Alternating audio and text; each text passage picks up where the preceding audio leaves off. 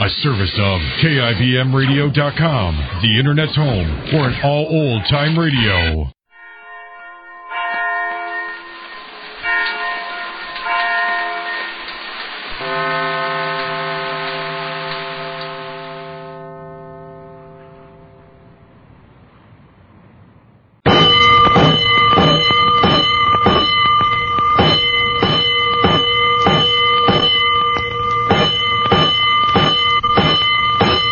Five bells. Stand by all stations. Attention, all districts. A 5-alarm fire. 5 bells. Move in immediately. That's it. Let's roll. Let's go. Firefighters.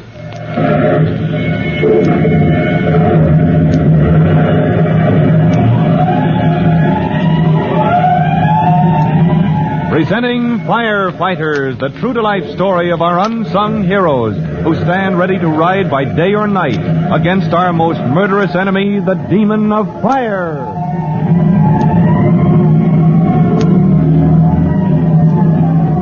In just a minute, we'll take you to the waterfront, to the Tennacombe dock, where Chief Cody and Tim Collins, rookie firemen, stand watching the approach of the new auxiliary fireboat, the Eustace T. Tim is about to meet the skipper of the boat, hard-bitten Captain Juckle. But before they get together, here's something you should know. Let's go, firefighters. Let's go down to the Tennacombe dock, where Chief Cody and Tim Collins are waiting for the Eustace T, the powerful tugboat which has been refitted to serve as a much-needed auxiliary fireboat.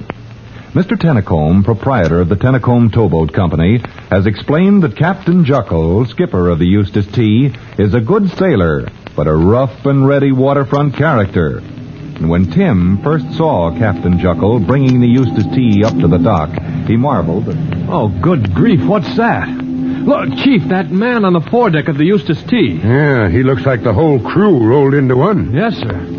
I wonder if that's Captain Juckle. I'd better introduce you, make sure he knows what's expected. Oh, I don't know about that, Chief. Huh? Well, look at him glaring at us. Yeah, it's a hard case, Collins. Though Tennacombe says he's the best tugboat captain on the payroll. A hard case, huh? And it's up to me to get along with him. I think I'd better start from scratch if you don't mind. Well, I mean... You mean you don't want me in the way when you bump heads with Juckle. All right, Collins, you have your orders. Yes, sir. You're to train Juckle and his crew of 3 men to work that vessel as an auxiliary fireboat. Now, I'll back you. The whole fire department will back you. But since you prefer it that way, you're on your own. That's the way I want it, Chief. All right, then. Well, good luck, boy. I'll leave it to you. As Chief Cody walks briskly away, Tim Collins makes a quick size-up of the situation. His orders are to train the crew of the Eustace T in basic firefighting skills, but he can teach these men nothing if he cannot win their confidence. And it's plain already that Captain Juckle will resent any stranger aboard his boat. In the midst of a hostile silence, Tim boards the Eustace T and approaches Captain Juckle, who towers above the deckhands Tim is expected to train. Well, my name is Collins. You're Captain Juckle? Yep.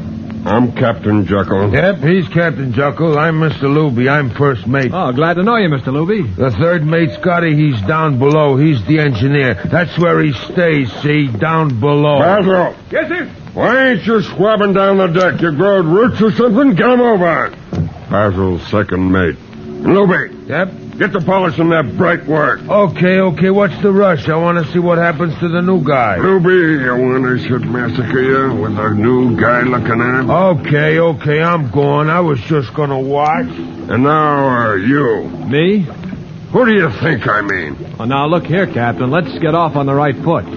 You know what I'm here for. Let's hear you tell it. Oh, well, Chief Cody sent me to show you and your men how to work the Eustace T as a fireboat. Yeah? Why pick on us? Well, your owner, Mr. Tennacombe, picked you. And he picked you and your boat because he says you can do the best job. As for me, I'm not looking for trouble. I'm just following my orders. Orders, eh? Now listen, Collins. Yeah, you listen to the captain. Luby, what are you sticking your beak in for? Oh, go on, Captain. I want to watch you massacre him. All right. Stick around. Now listen, Collins. I don't take orders from nobody, unless it's Mr. Tennacombe himself. Yeah, that's right. And me, I don't take no orders from nobody, unless it's Captain Juckle. And Basil, he don't take no orders neither. Now, you listen yourself, Captain Juckle. Look, the guy's getting sore. A tough guy, huh, Captain? Oh, good grief. How'd this get started? Spouting to me about orders. I said I'm only following orders. My orders are to report to you and start training your crew. We don't need no training. We can squirt a hose without no training. And besides, we ain't got no crew. Nope, all we got is officers. These guys, they've been with me so long, they're all mates. I had to promote them 10 years ago because they know almost as much as me. And there ain't no young kid out of the fire department can train us. Captain Juckle, I don't want to cause trouble. You ain't gonna cause no trouble, Collins. A young kid like you. If they had to send somebody aboard my boat, they ought to send somebody that was grown up. Yeah, go on home and get growed up, Collins. You're lucky you ain't grown up. If you was, why, I'd massacre you here and now. Just a minute now, Captain. You got a minute to get off my boat. You go tell whoever sent you, okay. We'll take care of any fires in the water. Okay? We'll run their fireboat.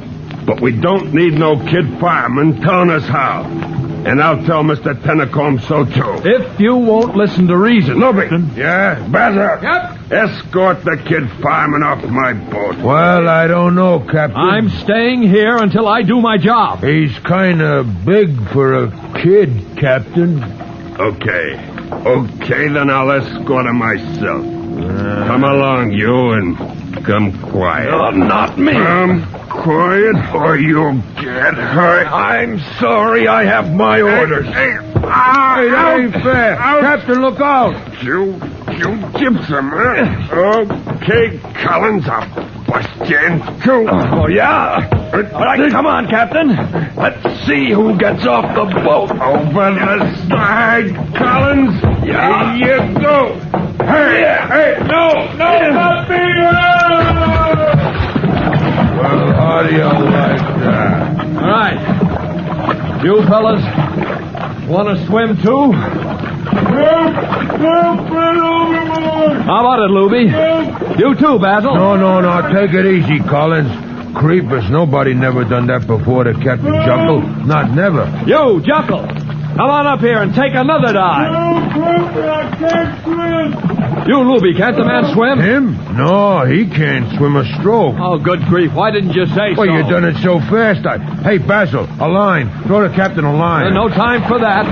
I'll get him out. My coat, shoes.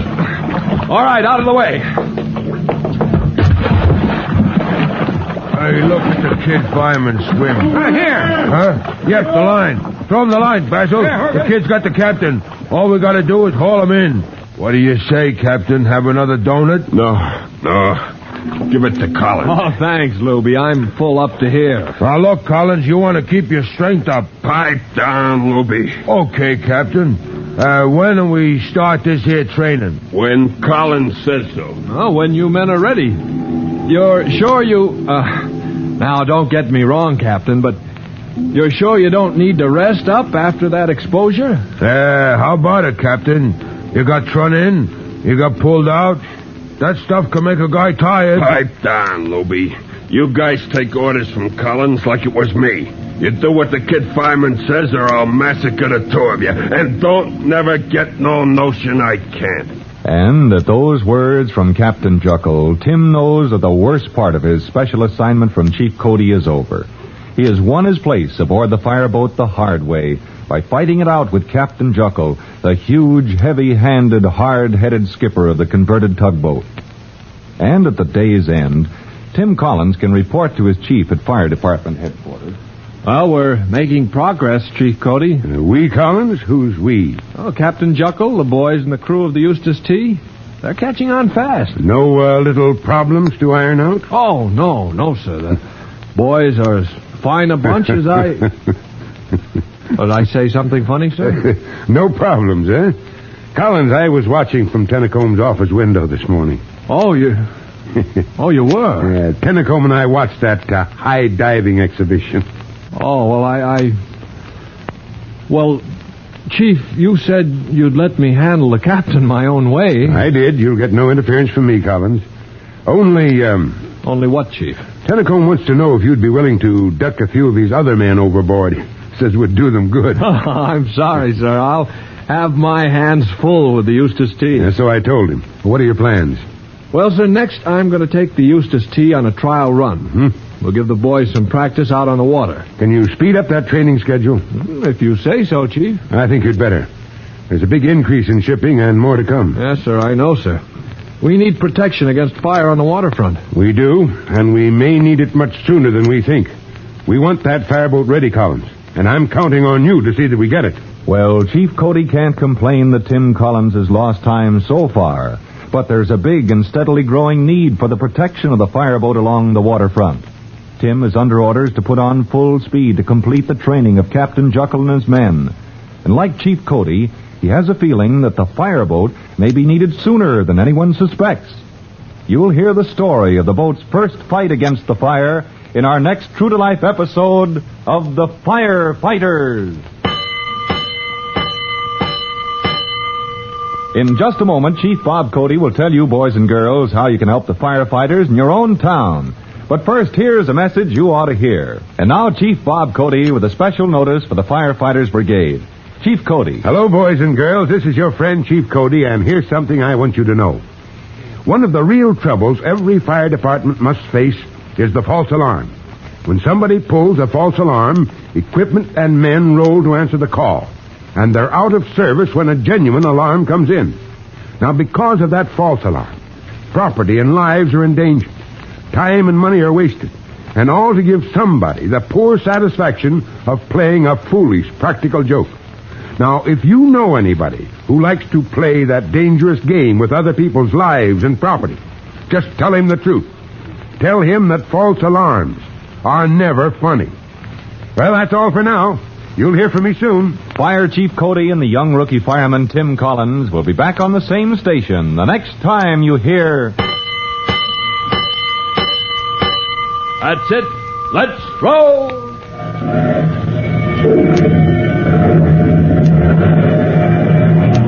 Let's go! Firefighters!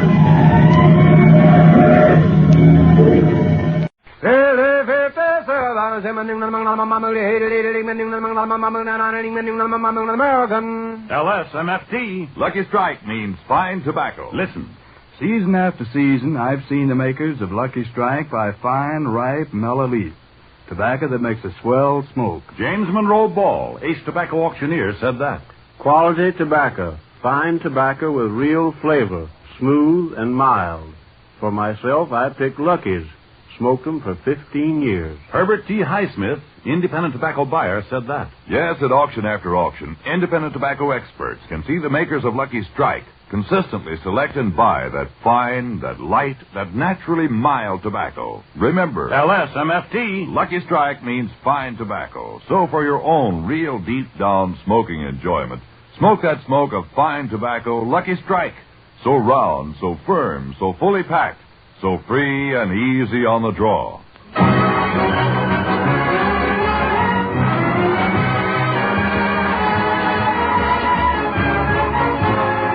Broadcasting from San Francisco, the Lucky Strike program, starring Jack Benny, with Mary Livingston, Rochester, Dennis Day, Phil Harris's orchestra, and yours truly, Don Wilson.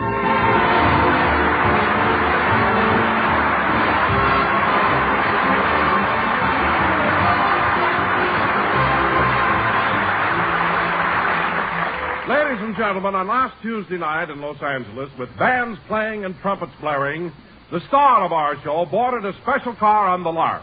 And on Wednesday morning, after a night of excitement and anticipation, finally arrived in San Francisco and was met at the station by a red cap.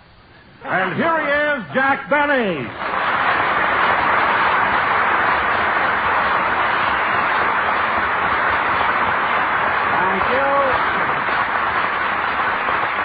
Thank you. Hello again. This is Jack Benny talking, and Don, you're absolutely right. Imagine after the mayor, the Chamber of Commerce, and the newspapermen of San Francisco begged me to come up here, there was no one to meet me at the station but a red cap. I was so mad I carried my own bag.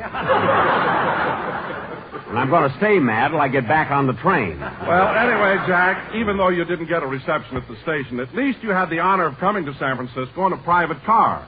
Well, Don, it wasn't exactly a private car. It was more like a... Drawing room? Well, it wasn't exactly a drawing room. It was more like a... Compartment? What's a compartment? Well, a compartment has an upper and lower berth in it and a chair. A chair? No, this wasn't a compartment.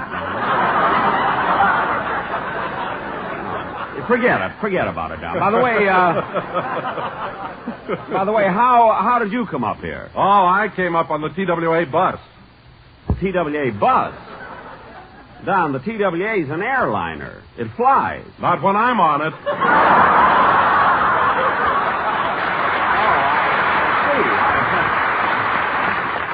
Now I know what they mean by ceiling zero. Anyway, Don, we got here, so Oh, hello, Mary. Hello, Jack.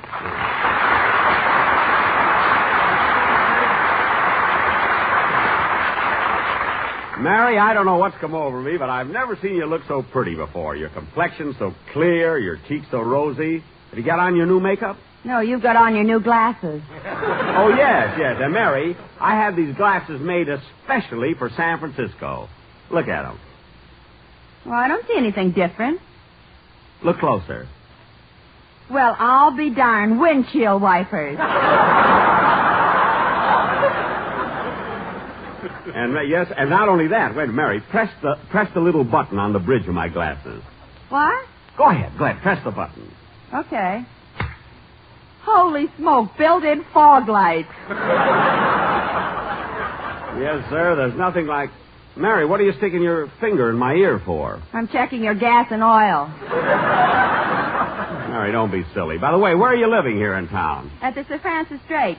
Where are you? I'm at the Paramount Hotel on the top of Nob Hill. How do you get there, Jack? By cable car? No. You ought to ride them sometime. Mary, if I want to get to the top of Nob Hill, I'll get there. Yeah, but what you won't do to save a dime? What do you mean, Mary? Well, yesterday I saw Jack going up Powell Street with spiked shoes, a rope, and a pick.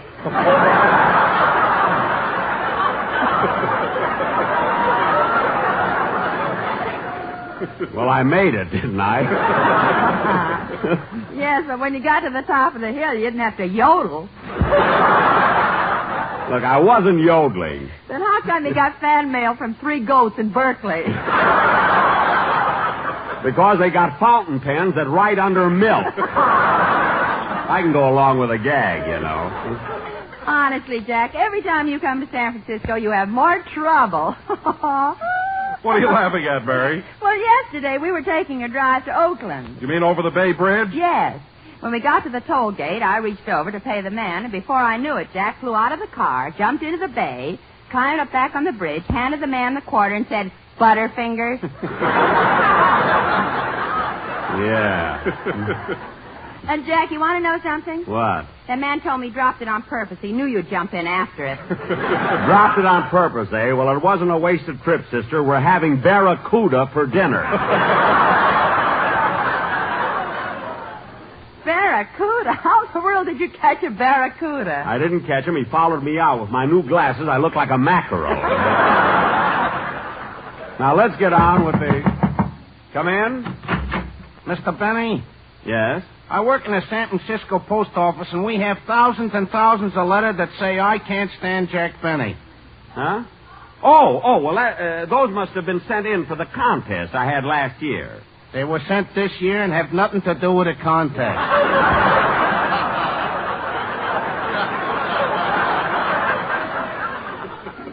Well, I'll pick them up before I leave San Francisco. I wish you'd hurry. One of them is ticking.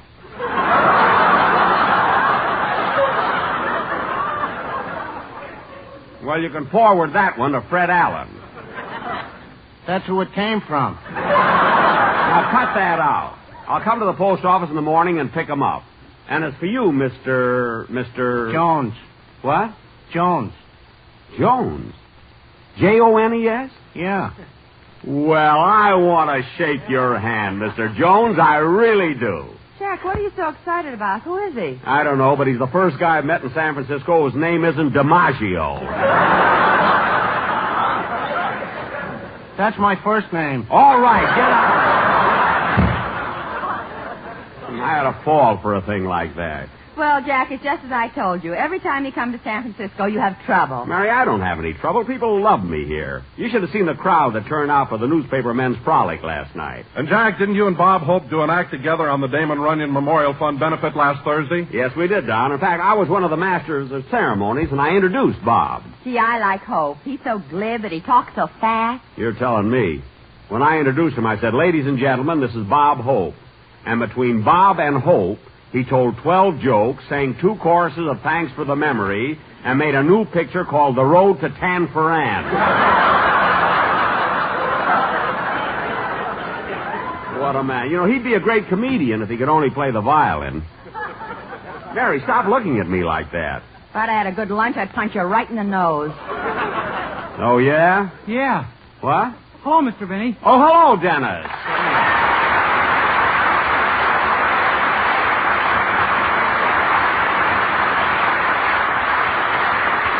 Well, Dennis, I haven't had a chance to talk to you since you got in town. Where are you living here? Oh, I've got a wonderful suite with 16 bathrooms. A suite with 16 bathrooms? Where? In the basement of the Fairmont Hotel.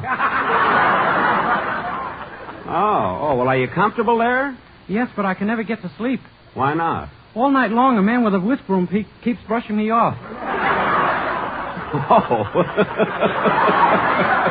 Too bad, Dennis. It was such a good line, too.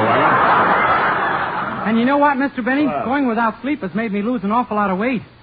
What do you mean, kid? Well, this morning I weighed myself 4 times and the arrow always pointed to 0. What? I don't weigh anything. No, there's something wrong, Dennis. Maybe after you put in your penny, you wiggle around too much when you stand on the scale. Oh, stand on it. Yes, you have to stand on it. Now, come on, Dennis. Everybody's here anxious to hear you sing, so let's have your song. Okay. Well, Mr. Benny, you know, when I put my penny in the weighing machine, a card came out with my picture on it. Your picture? Yeah, and guess who I look like? Who? Betty Grable. What? I can't understand what Harry James sees in me. I can't either. Go ahead and sing, will you, kid? Go ahead.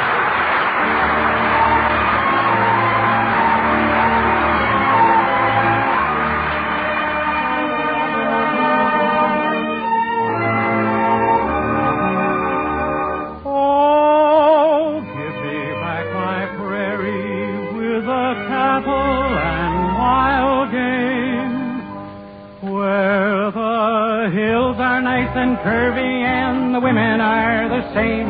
Where cowboys all yell whoopee while the lariats they twirl, and timber wolves yell timber when they see a pretty girl. Oh why did I ever leave Wyoming? Why did I ever have to go? Oh why did I ever leave Wyoming? 'Cause there's a sheriff back there looking for me high and low and home on the range. Back home in old Wyoming, folks are acting mighty strange. Since they started social climbing, how they've changed the good old range. Our farm is now a dude ranch, and there's carpet on the trails. The cowboys wear tuxedos, and the horses all wear tails.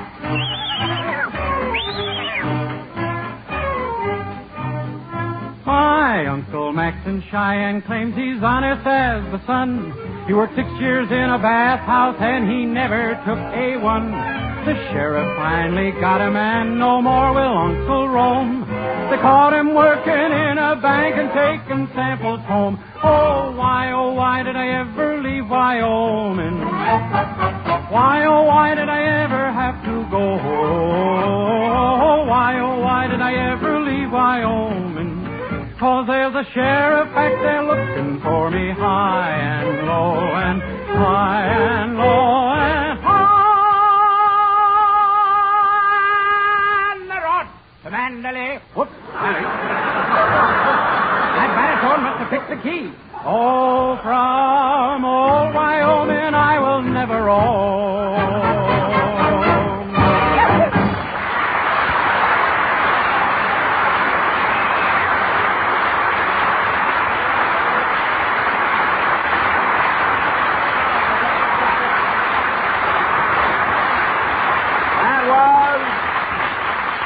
Wyoming, sung in San Francisco by Dennis Day, who lives in Los Angeles and was born in New York. And now... Gee, what a trip just to sing a song.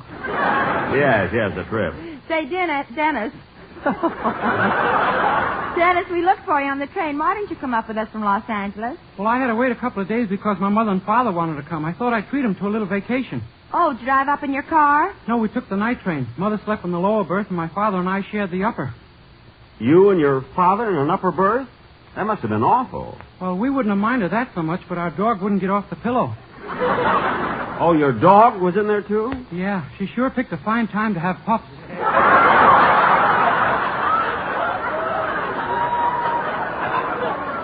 Well, it's your own fault, Dennis. Why in the world did you bring your dog to San Francisco? Oh, I hated to leave her at a time like that. Oh. Well, it's nice of you to be so considerate, and congratulations, by the way. And now, kids, if you'll all sit down and be quiet, I got a surprise for you. Ladies and gentlemen, we have as our guest star tonight a very fine actress who, because of her great performance on the screen, was recently nominated for the Academy Award. Here she is, Miss Jane Wyman.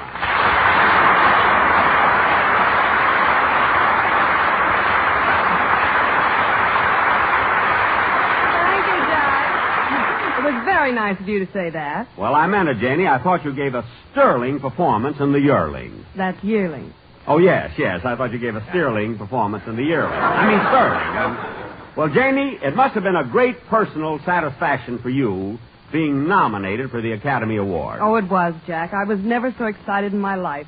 Well, Janie, how did you feel about Olivia de Havilland winning the Oscar? Well, Jack, I thought she deserved it. I think Olivia gave the finest performance of the year. Well, I know, but weren't you even a teensy-weensy bit jealous when somebody else got the Oscar? No, not at all. Gee, that's funny. When Frederick March won it, I could have spit right in his eye.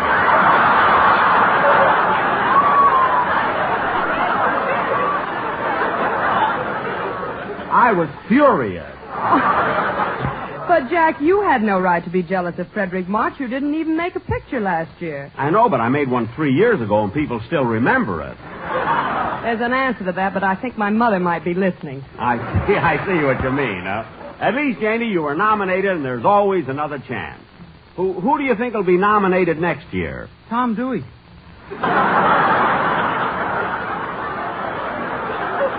Oh, go feed your pups. Janie, you may not know this, but next year I'm going to make a picture that will be so sensational. Hello, Janie. How are you? Why, Mary, it's good to see you again. You look wonderful. Now, in this picture, I play the part... Janie, isn't San Francisco an exciting town? It certainly is, Mary. And the shops have so many new fashions. In this picture, Did I you play see the new part... spring clothes they're showing here? See them. I've already bought 2 of the darlingest suits at Mason Mendelssohn. In this picture... You know, I got a dream of an evening gown at Magnus. It's chartreuse, and the bodice is covered with sequins. In this picture, I play the part of a chartreuse, and there...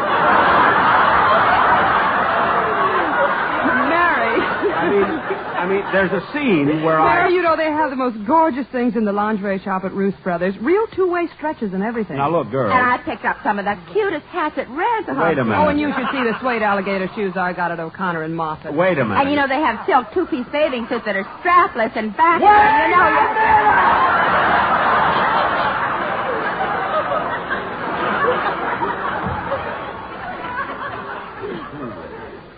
Now, in this picture, what'd you say about strapless bathing suits?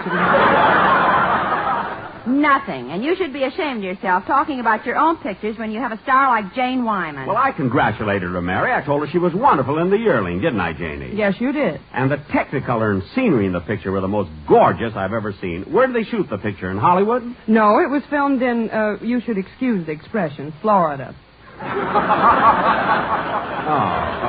Well, you certainly gave a great performance. And I also think that Gregory Peck should have won something for running around on all fours and jumping over logs and leaping over fences. Jack, that was the deer. Oh. Well, I thought he was kind of cute, too, but... No. Gregory Peck was the man with the straw hat. Oh, well, I saw the picture before I got my new glasses, you see. I sat so far back, the third row, too.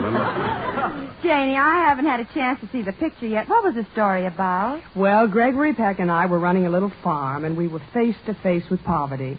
We'd worked 18 to 20 hours a day and year after year of back-breaking labor, and we didn't have a penny to show for our toil. Gee, I wonder where they got an idea like that. Oh, Rochester gave it to them.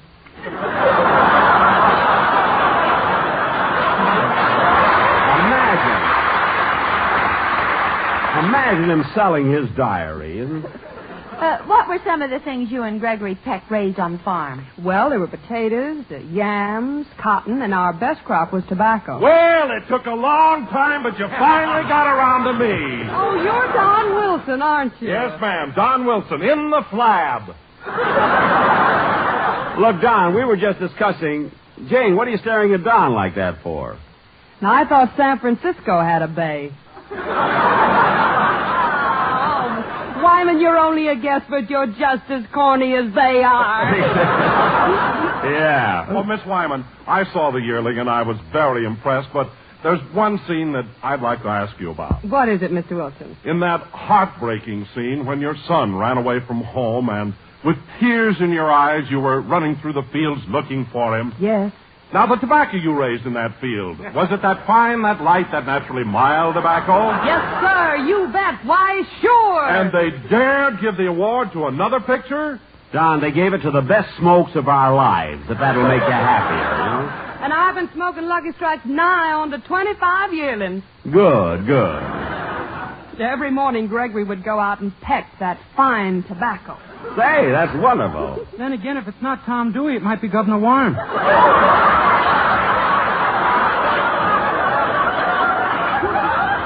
What? And when Gregory pecked that fine tobacco, it was made into Lucky Strikes that are so round, so firm, so fully packed. Don. So free and easy on the draw. Don. Mr. Wilson, Nob Hill. You got in your commercial. It's time for a band number. Come on, let's dance, everybody.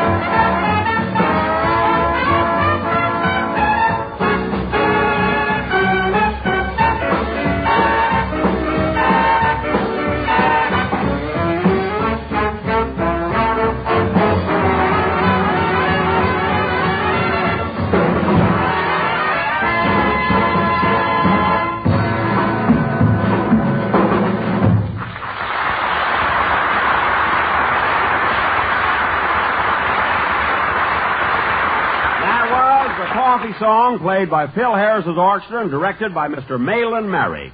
That is your name, isn't it? Yes, sir. Well, Mr. Merrick, it was nice of you to fill in for Mr. Harris since he couldn't be with us today. And I want to tell you that I've never heard Phil Harris's band sound so good. How long have you studied music? 1 week.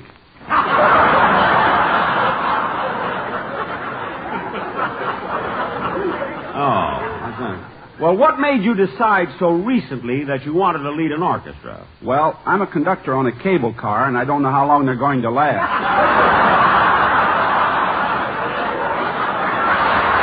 Oh, I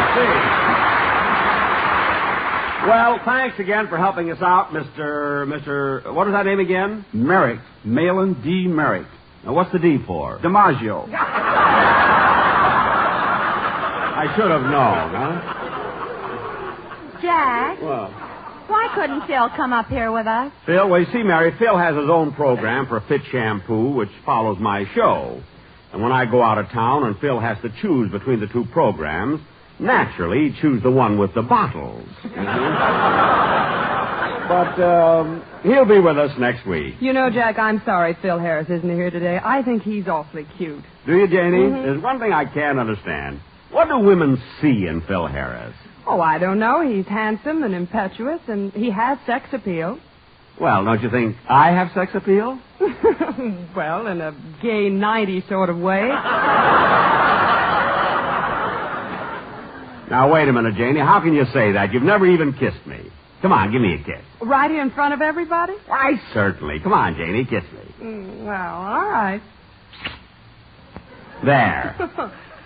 Well, maybe he's not as old as I thought he was. Look at the sparkle in his eyes. Don't get excited. Those are fog lights. Mary. If it's not Governor Warren, it might be Herbert Hoover.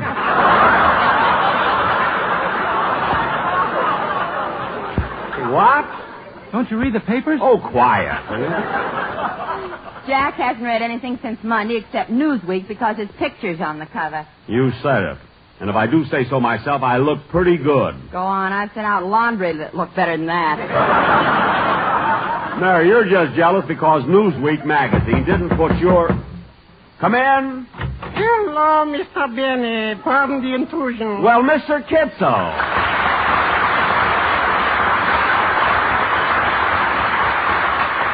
Mr. Kitzel, what are you doing here in San Francisco? I'm visiting my relatives. Oh, you have relatives here? Yes, my brother owns a hotel. Here in town, eh? What's the name of it? It's Sir Francis Kitzel. Sir Francis Kitzel? Yes, and I have an uncle who's got a restaurant in Chinatown. A restaurant in Chinatown? What's the name of it? Ling Ting Fui. Fui? You should eat there sometime. Well, maybe we'll go over after the show tonight. Does he serve yakka mein, chow mein, and chop suey? With a noodle in the middle and a herring on top. Oh. He also serves corned beef and cabbage. Your uncle serves corned beef and cabbage? That's an Irish dish. He's very friendly. Oh, well, Mr. Kitzel, it's nice that you have so many relatives here. Oh, yes, and I also got a cousin on Fisherman's Wharf. What's his name? DiMaggio. Well, look, which one of the DiMaggios is your cousin, Joe, Vincent, or Dominic? Morris. Yes. You know, he plays baseball with the San Francisco Schlemiels.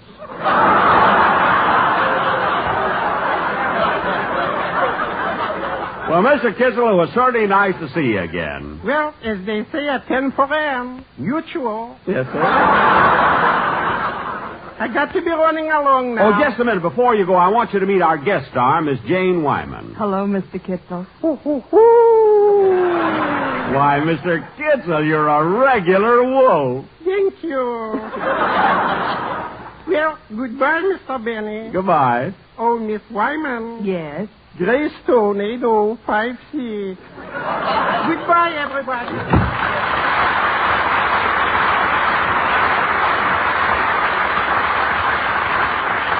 Hey, isn't he a cute guy, Janie?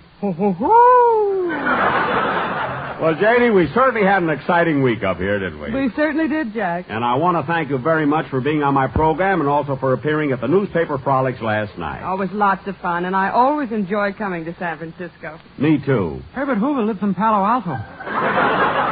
I know. Dennis, why don't you pay attention to what we're... Pardon me. Hello? Hello? Hello? Hello? Who is this? Your favorite brunette. Rochester.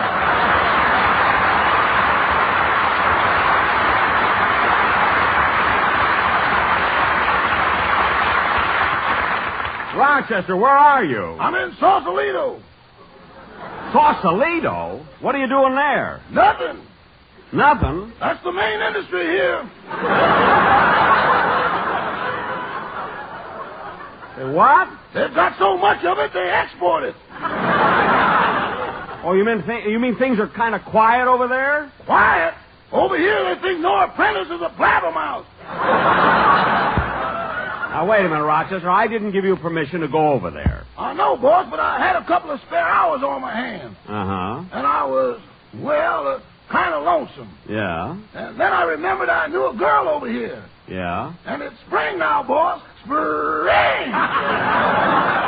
All right, so what happened? The main industry, nothing.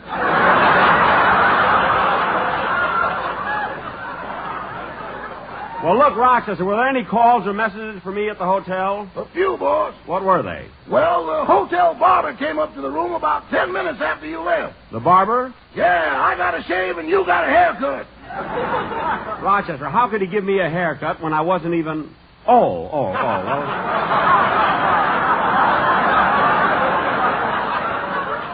I hope it was the blonde one. I want to wear it tonight.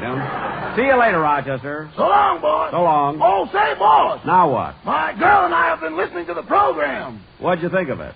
Are you sure you've got a contract for the next 3 years? Yes. Lovely, lovely. Never mind. Goodbye. Goodbye. Well, I guess you can't fool all of the people all of the time. Playboy.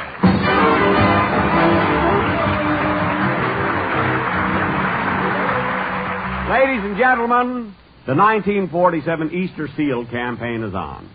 Crippled children can become useful citizens if we give them the help they need while they are young and growing, such as clinical care, schooling, camping, vocational guidance, and finally a job.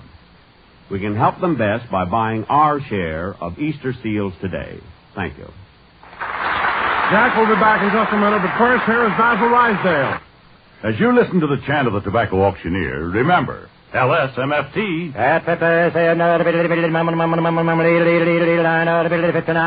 American. Lucky Strike means fine tobacco. And in a cigarette, it's the tobacco that counts. Here are the words of a man who's had a lifetime of tobacco experience, Mr. Charles L. Saunders, an independent tobacco buyer of Reidsville, North Carolina, who said, I've seen thousands and thousands of baskets of ripe, mild tobacco sold to the makers of Lucky Strike. Tobacco that's really fine. So for a grand smoke, I picked Lucky's. Smoked them for 21 years. Independent tobacco experts like Mr. Saunders speak from their own experience. For they can see the makers of Lucky Strike consistently select and buy that fine, that light, that naturally mild tobacco. Fine, light, naturally mild tobacco. Real Lucky Strike tobacco. Yes. LSMFT. Lucky Strike means fine tobacco. First, last, always. LSMFT. Lucky Strike means fine tobacco. And fine tobacco means real deep-down smoking enjoyment for you. So smoke that smoke of fine tobacco, Lucky Strike. So round, so firm, so fully packed, so free and easy on the draw. Ladies and gentlemen, I want to thank everybody here in San Francisco for being so nice to us. Also, Janie Wyman, who appeared on the program through the courtesy of Warner Brothers, who are the producers of that new picture, Cheyenne. Be sure to listen in next Sunday when we will have as our guests Mr. Samuel Goldwyn and Hoagie Carmichael. What about Herbert Hoover? Dennis. Good night, folks. This is NBC, the national broadcasting company.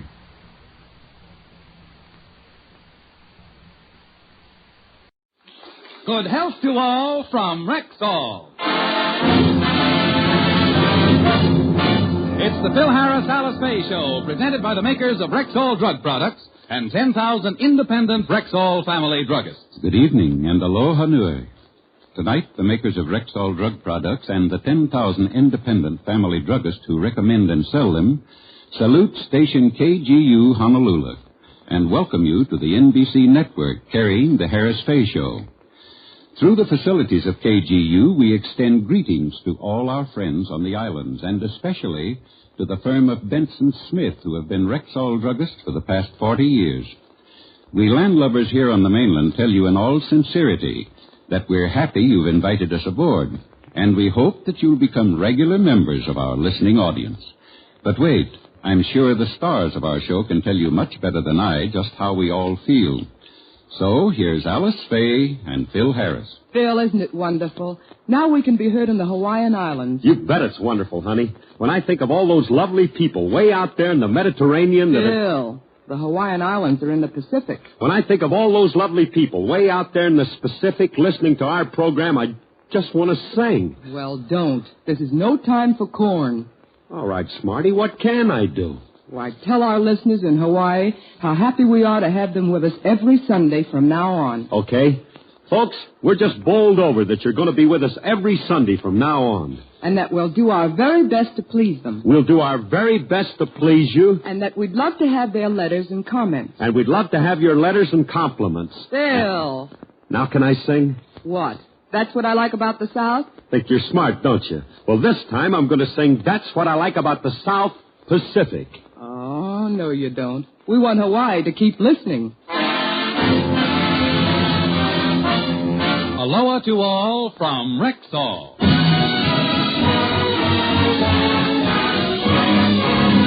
And now your Rexall family druggist brings you the Phil Harris Alice Faye Show. Written by Ray Singer and Dick Chevrolet, with Elliot Lewis, Walter Titley, Robert North, Janine Roos, Ann Whitfield, Walter Sharp in his music, yours truly, Bill Foreman, and starring Alice Faye and Phil Harris.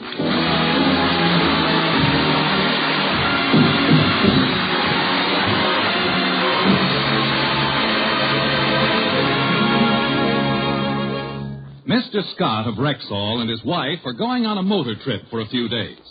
However, they have a very valuable French poodle named Madame Bovary, whom they would like to leave in good hands while they're gone. As we look in, we find Mr. Scott on the phone asking Phil if he'll take care of the dog while they're away. What's that, Mr. Scott? Mr. Scott, we seem to have a bad connection. What did you say? I said I'm taking Mrs. Scott on a motor trip for a few days, and I'd like to leave Madame Bovary with you while I'm gone. Madame Bovary? Gee, Mr. Scott, I'd like to help you out, but I'm a married man. Gee whiz, Alice is a little touchy about having other women around the house. I ain't Harris, Madame Bovary is a dog. Oh, well, in that case, leave her with Remley. He don't care what they look like.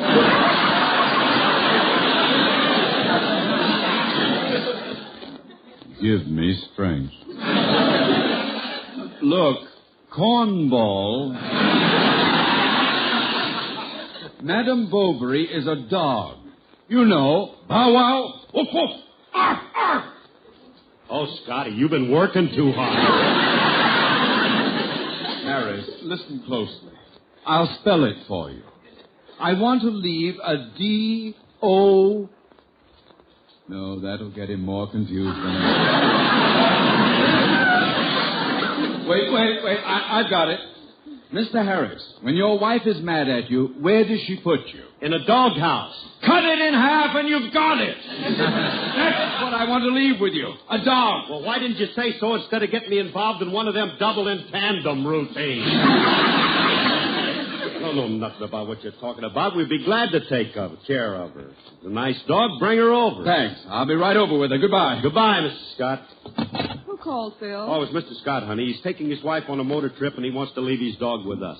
Oh, that'll be nice for the children having a dog around. Yeah. Well, if that Scotty's coming over with that dog, I won't be able to finish painting this chair right now. Well, you better put the paint away now. I'll put the paint can away later. You know, Phil, we should have bought the girls a dog for Christmas. Frankie promised them one, but instead he gave them that horrible, uncouth gift. Hold it, Mercedes. What's uncouth about a pool table? I don't want it in the house, and I'm going to tell Frankie. So where is he? He's in the den with the kids. Said he was going to help them with their homework. I'll call him. Hey, Remley, come in here a minute, will you? All right, Curly, I'll be right with you. Okay, Phyllis, it's your shot. Try the 6-ball in the side pocket, and this time don't cheat. Keep one foot on the floor. Now remember, you each owe me $3 so far. When we started, you said we were playing for fun. Well, that was before I was sure I could beat you. Okay, now stop stalling and chalk up. All right. Uncle Frankie, how do I make this shot? That's a cinch. Put a little English on the cue ball, kiss her off the 7, bank it off the corner cushion, you get it right in the side pocket. It's an impossible shot. She'll never make it. Well, I'll try. Here goes.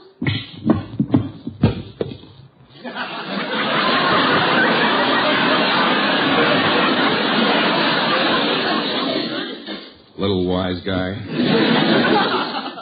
Well, Phyllis and I won that game. Now it's your turn to pay up. All right. Here's 50 cents in play money. I don't get it, Uncle Frankie. When we win, you pay us in play money. But when you win, we have to pay you in real money. How come? Fortunes of war, my child. Now, if you kids will excuse me, I'll go see what your daddy wants. Curly? Hey, do you want to see me, Curly? I want to see you, Frankie. It's about the pool table that Hold it a minute. That must be Mr. and Mrs. Scott. What are the Scotts coming here for? They're going away on a trip, and they're stopping by for a minute. Excuse us, Frankie. Yeah. Hello, Harris. Mrs. Harris? Oh, hello, Mr. Scott. Come right on in. Where's Mrs. Scott? She's at home. I'm picking her up later. Well, here's Madame Bovary. Hiya, Poochie. She's a cute little thing. Hey, Curly, did the old test tube leave yet? Oh, hi, Scotty. Oh, it's him. Hello, Remley. It's good to see you. Thanks. It's good to see you, too. You're looking fine, Mr. Scott. Well, Mrs. Scott.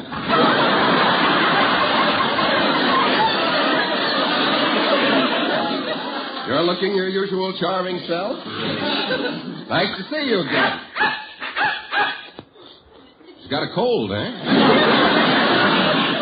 Remley, one more nasty... No, just a mistake, Mr. Scott. Frankie can't see too well. He's wearing his nearsighted head today. Look, Frankie, this is a dog. It isn't Mrs. Scott. Harris, I hardly think the identification is necessary. As for you, Remley, this is the beginning of a new year. So why don't you get it off to a good start by doing away with yourself? Now, Mrs. Harris, I have to be running along now. Oh, I'll see you to the door, Mr. Scott. All right, so long, Scotty. Come on, Frankie, let's take this dog in and show it to the kids, huh? And by the way, Mrs. Harris, I want to leave this dog whistle with you. Yes. Incidentally, don't think the whistle's broken when you blow it, because you won't hear it, but the dog will. Oh, Mr. Scott, you've been standing too close to Frankie. I know I sound like him, but this is a supersonic whistle, and it's too high-pitched for the human ear, but a dog can hear it plainly. Oh, by the way, Mrs. Harris, yes. I won't be here for the program Sunday, but I'll try to listen in. I'd hate to miss your song. Oh, I'd hate to have you miss it, too, and just to make sure you don't, I'll sing it now.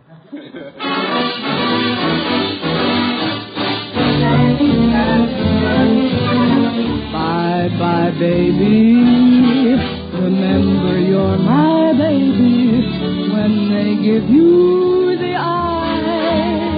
And just to show that I care, I will write and declare that I'm on the loose, but I'll stay on the square. I'll be lonely, but even though I'm lonely, there'll be no other guy. So I'll be gone for a while.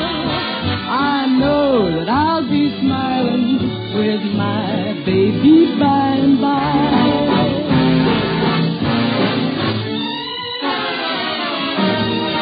Bye-bye, baby. Remember you're my baby when they give you the eye. Although I know that you care, won't you write and declare that though on the loose, you are still on the square. I'll be lonely, but send that rainbow to me, then my shadows will fly. Though you'll be gone for a while, I know that I'll be smiling with my baby by and by.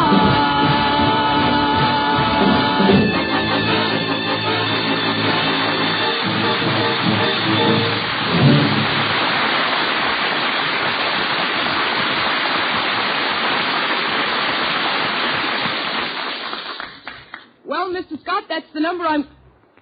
How do you like that? He drove off right in the middle of my song.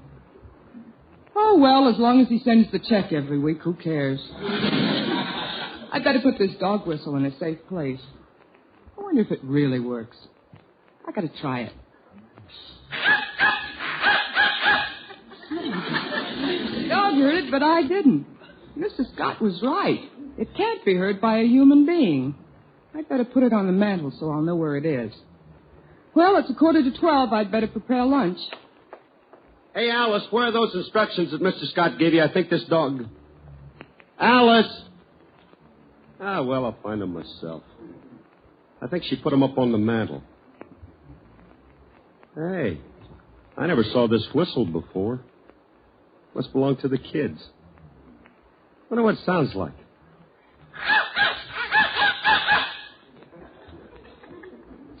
Must be broken. Maybe you have to blow it harder. Who's blowing that darn whistle in here?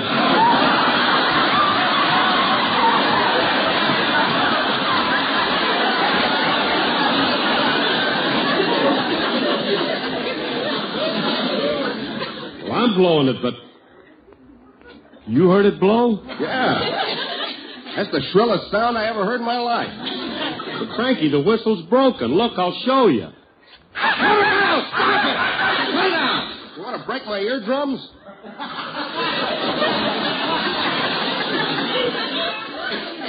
But I didn't hear nothing. Frankie, my ears ain't working. I must be losing my hearing. Nah, it's nothing serious. Some people are nearsighted. You just happen to be near-eared. This is no time for jokes. Bill, lunch is ready. Hey? Oh, honey, I got awful news for you. From now on, when you whisper sweet nothings in my ear, that's what it's going to be. Nothing. Bill, what are you talking about? I'm losing my hearing, honey. I've been blowing this whistle, and I don't hear a sound. Of course you don't. It's a supersonic whistle. It can't be heard by human beings. Only by dogs.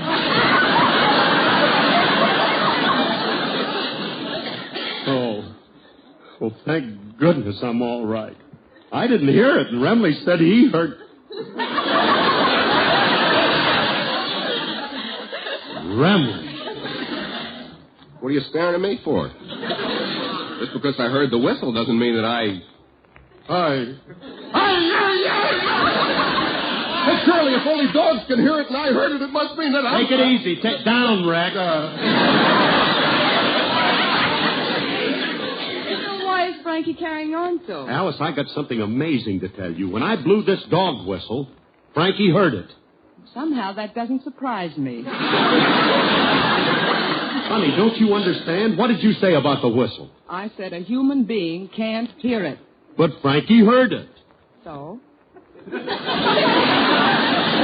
do you mean, so? This is awful. If I can hear like a dog, there must be something wrong with me. Maybe you're part Airedale. Don't be a funny man. Part Airedale. I'll have you know I'm just as human as anybody.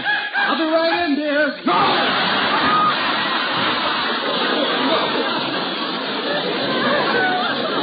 Curly, this is all right, take it easy, Remley. Take it easy.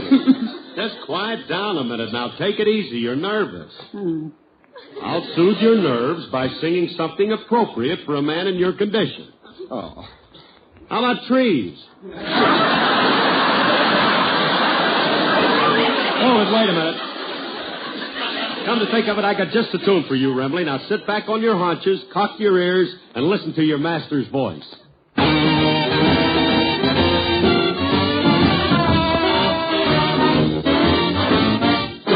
I recommend to every one of you who continue to do the things you do. Apply the fundamental and let the incidental go by. Stand on the basic, firm philosophy. Do it naturally, like it ought to be. Apply the fundamental and let the incidental go by. When old man trouble starts in hounding your doorstep, and he's got his grip around you, brother, that's the time you'd better watch your step. Consequently, I recommend you take this interview and apply it to everything you do, and you will find your knowledge is more than any college could do for you. 'Cause it's only elemental to apply the fundamental and let the incidental go by.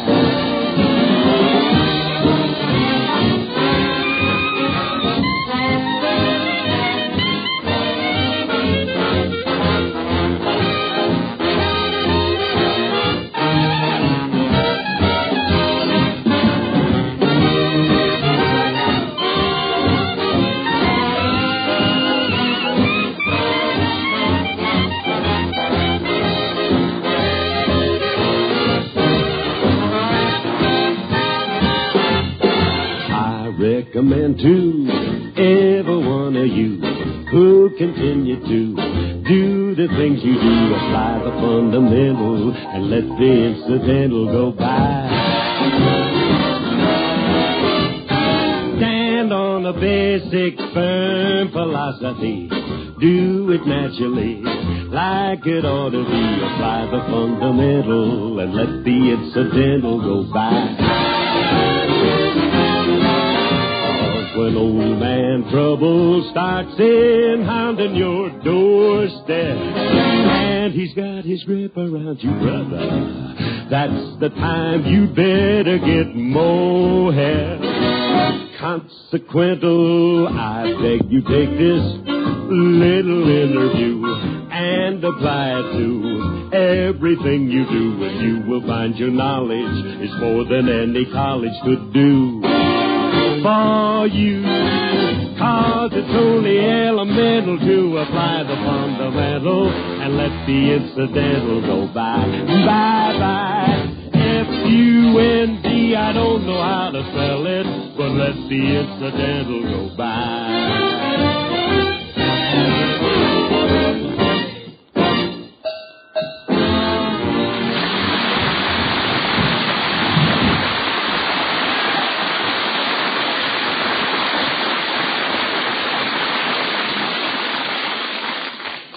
Now I know what's wrong with my ears, Curly.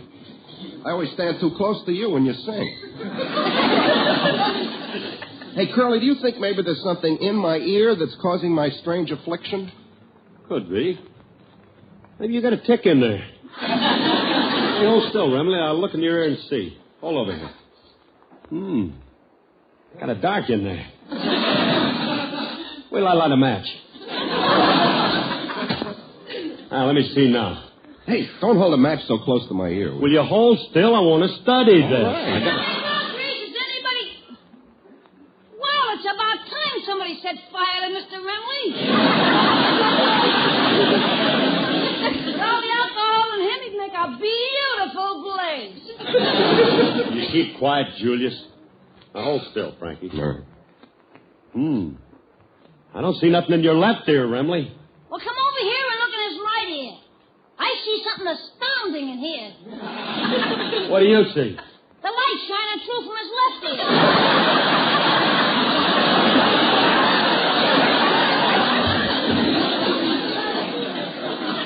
Julius, you can see the light shining through...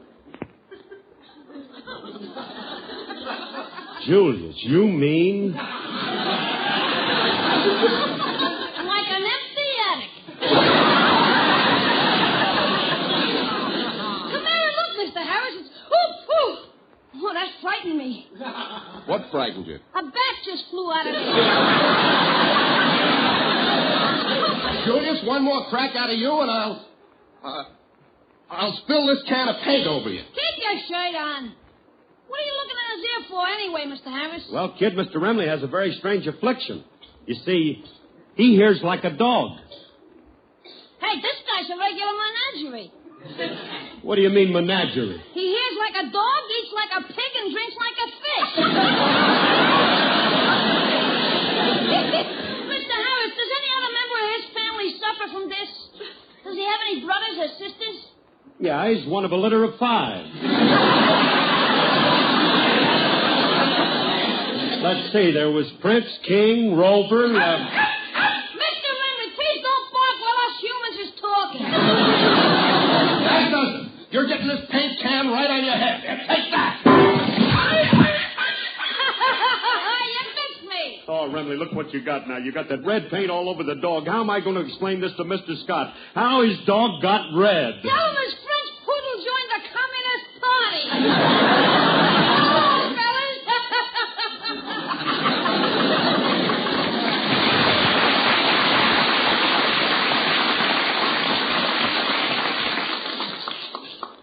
Lovely kid. Yeah. He's a grand boy. He's got all the charm of an old man's knee.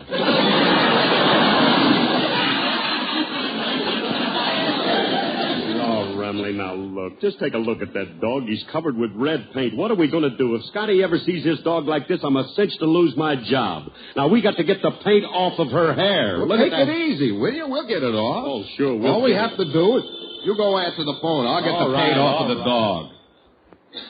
Let's see. Where does Curly keep his electric razor?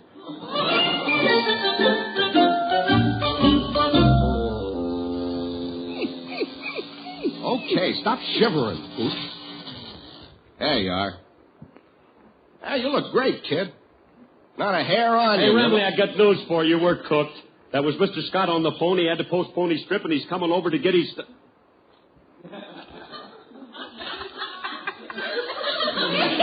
Remley, where'd you get that plucked chicken? That's Scotty's dog. I shaved all her hair off. Oh, no. Oh, a nude French poodle? Somehow she looks indecent. Throw a rug or a kimono or something over her. I think she looks very attractive. Only to you, Rin Tin Tin. Oh, Frankie, if Scotty sees his dog like this, he's going to raise the roof. Her fancy hairdo is the most important part of a dog. I know that, and when Scotty gets here, she'll have hair. Hand me that bottle of glue. You mean you're going to paste the hair back on the dog? Oh, Curly, don't get hokey. Besides, there's paint on the old hair. I'm going to paste this on. Looks like poodle hair, but it's much more luxurious. Yeah, it is. What is that? Alice's Persian lamb muff. I know what I'm doing every minute. Frankie, will you listen to me? You can't do that. It's too late. It's already cut, measured, and ready to fit. Now hold the dog still while I paste it on. Oh, Remley, why do you always get...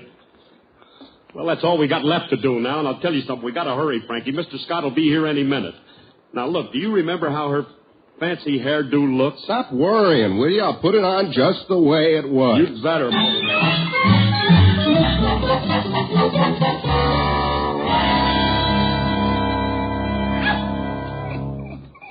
Yeah.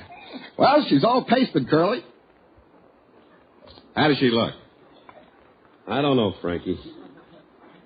Didn't she have a tuft of hair on top of her head? No. It was under her chin, just the way I got it.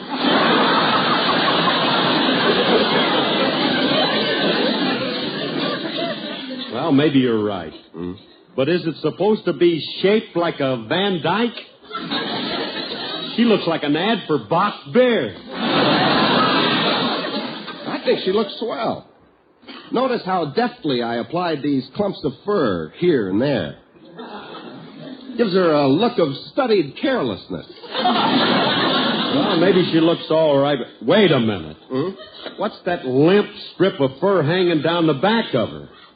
Oh, that's her new tail. New tail? What happened to her old one?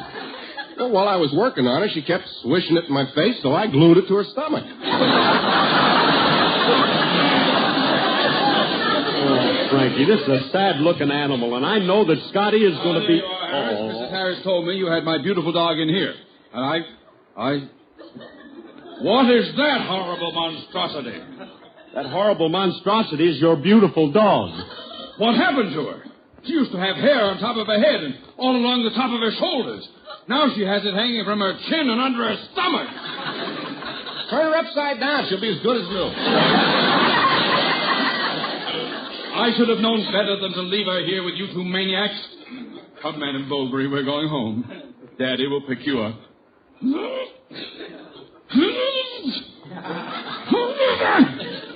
I can't budge her. Remley, you put too much glue on her stomach and she's stuck to the floor. Pull a little harder, Scotty.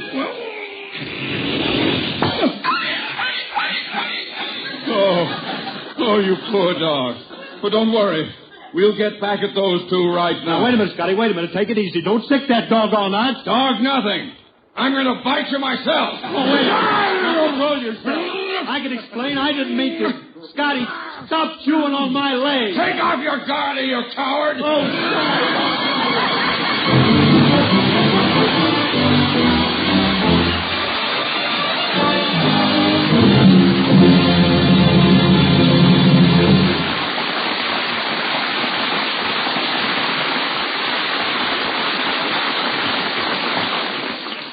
Friends, this is Phil Harris, and right now, I'm going to tell you about something that is very close to me. Somewhere is a youngster who needs a pal. A boy who may be fatherless or just an unhappy, unfortunate kid. Whatever the reason, the big brothers of America are ready to help. And you can help, too, if you're a big brother. Beginning next Sunday is National Big Brother Week. Give your own heart a warm feeling by joining up, won't you? Write Big Brothers of America, Philadelphia 3, Pennsylvania. Big Brothers of America, Philadelphia 3, Pennsylvania. Do that. Thank you. Good night, everybody. Good night, everybody. This program was produced and directed by Paul Phillips. Included in today's cast were Gail Gordon and Stan Freeberg. Frank Remley was played by Elliot Lewis, and Julius was played by Walter Tetley. Goodbye now for the makers of 2,000 or more Rexall drug products and the 10,000 independent family druggists who recommend and sell them. Don't forget, we'll be with you out there in the islands every Sunday from now on over station KGU Honolulu. So please join the Rexall family of listeners and make it a regular Sunday date with Phil and Alice. In the meantime, whenever you want reliable drug products, visit your nearest Benson Smith drugstore. There's a family druggist inside who'll tell you you can depend on any drug product that bears the name Rexall. And now for Phil and Alice and all the gang, and for the Rexall Drug Company and your Rexall family druggist, this is Bill Foreman saying aloha to all from Rexall.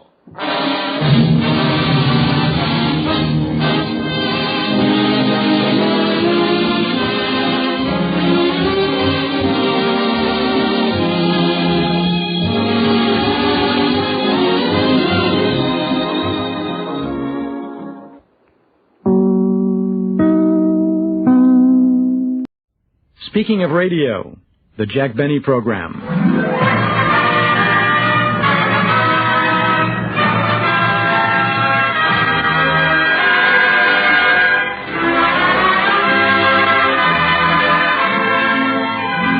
When Roch first came on the show, this was before my time. Writer George Balzer. He played the part of Pullman porter, and it went by the name of Syracuse. And it was so funny that Jack and his writers of that time decided to keep him on the show. So they, in order to do that, they had to give him a job within the house. So he became the butler, and they changed his name to Rochester. And it just went on from there. Ladies and gentlemen, during our long and pleasant association with Jell-O, we've had many memorable situations. And one of the outstanding among them was the first time Jack Benny met Rochester. A few years ago, Jack and the whole gang were en route here by train from New York. And Rochester was a Pullman porter. A Pullman porter, if you remember, who didn't know where Albuquerque was.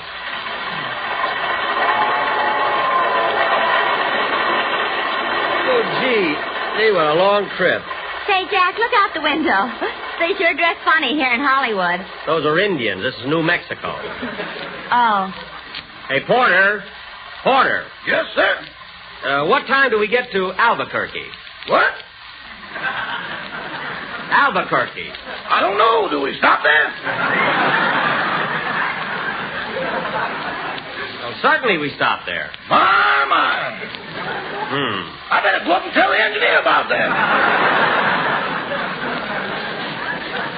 Yes, do. What's the name of that town again? Albuquerque. Albuquerque. What they going to think of next? Albuquerque is a town. You better check on that. I know what I'm talking about. Now, how long do we stop there? How long do we stop where? In Albuquerque. There you go again. Roch sometimes gave us a little concern because he kind of liked to keep people a little on edge, just playfully, nothing very serious. But this one time, he and a buddy of his went out fishing, deep-sea fishing, and we all went down to Palm Springs, and we wrote the show there. We were going to broadcast out of there.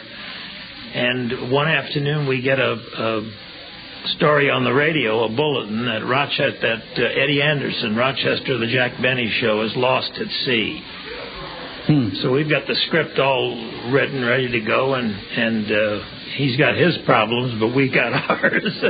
But anyway, this was getting to be a very serious situation as the hours went by. Well, then finally they were rescued. The Coast Guard found them and brought them ashore. Then Roch came down to Palm Springs, and everything was fine. But Jack said, since this was a national event in all the papers, we can't just ignore it and do the script we have. We have to rewrite his spot and refer to it. So we did. Ladies and gentlemen, Rochester Van Jones, who has been adrift in the Pacific Ocean for the last 2 days, has been found by the Coast Guard and towed into port. What? Rochester is the butler of that famous comedian, Jack Bentley. That's Benny. Our quartet will now sing their version of that new song hit, Yes, We Have No Bananas, Butter, or Sugar. I don't want to hear that.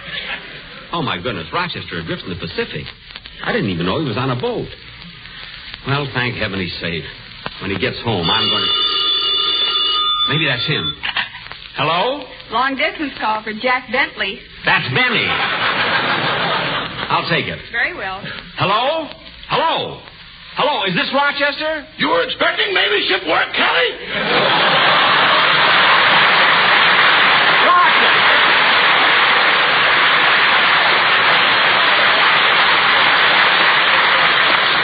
Rochester, I just heard about you being in the ocean for 2 days. How are you? Salty. I know, but tell me what happened. Well, boss, me and my friend Sam were about 20 miles off Catalina when we developed motor trouble. And you know I can't swim. Uh-huh. Then suddenly a big wave swept me overboard, and I landed right next to a vicious-looking shark. So I got back to the boat fast. Wait a minute. You just said you couldn't swim. I didn't think I could run on water either, but I did.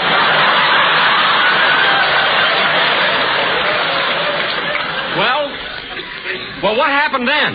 Well, when we weren't rescued after the first day, we realized we were in a tough spot. So we started sending out messages in bottles. What did the messages say? Send more bottles. Rochester, I hope you weren't drinking out there. Oh, no, boss. No, sir. But after the second day, we sure got hungry. And fortunately, a bird landed on back of the boat. A bird? Good. So I picked up my rifle, took aim, and I... Rifle? Rochester, you wouldn't shoot a poor little bird. No, I just wanted to frighten her enough to lay an egg. Did you frighten her? Did I? She laid 2 eggs, 3 strips of bacon.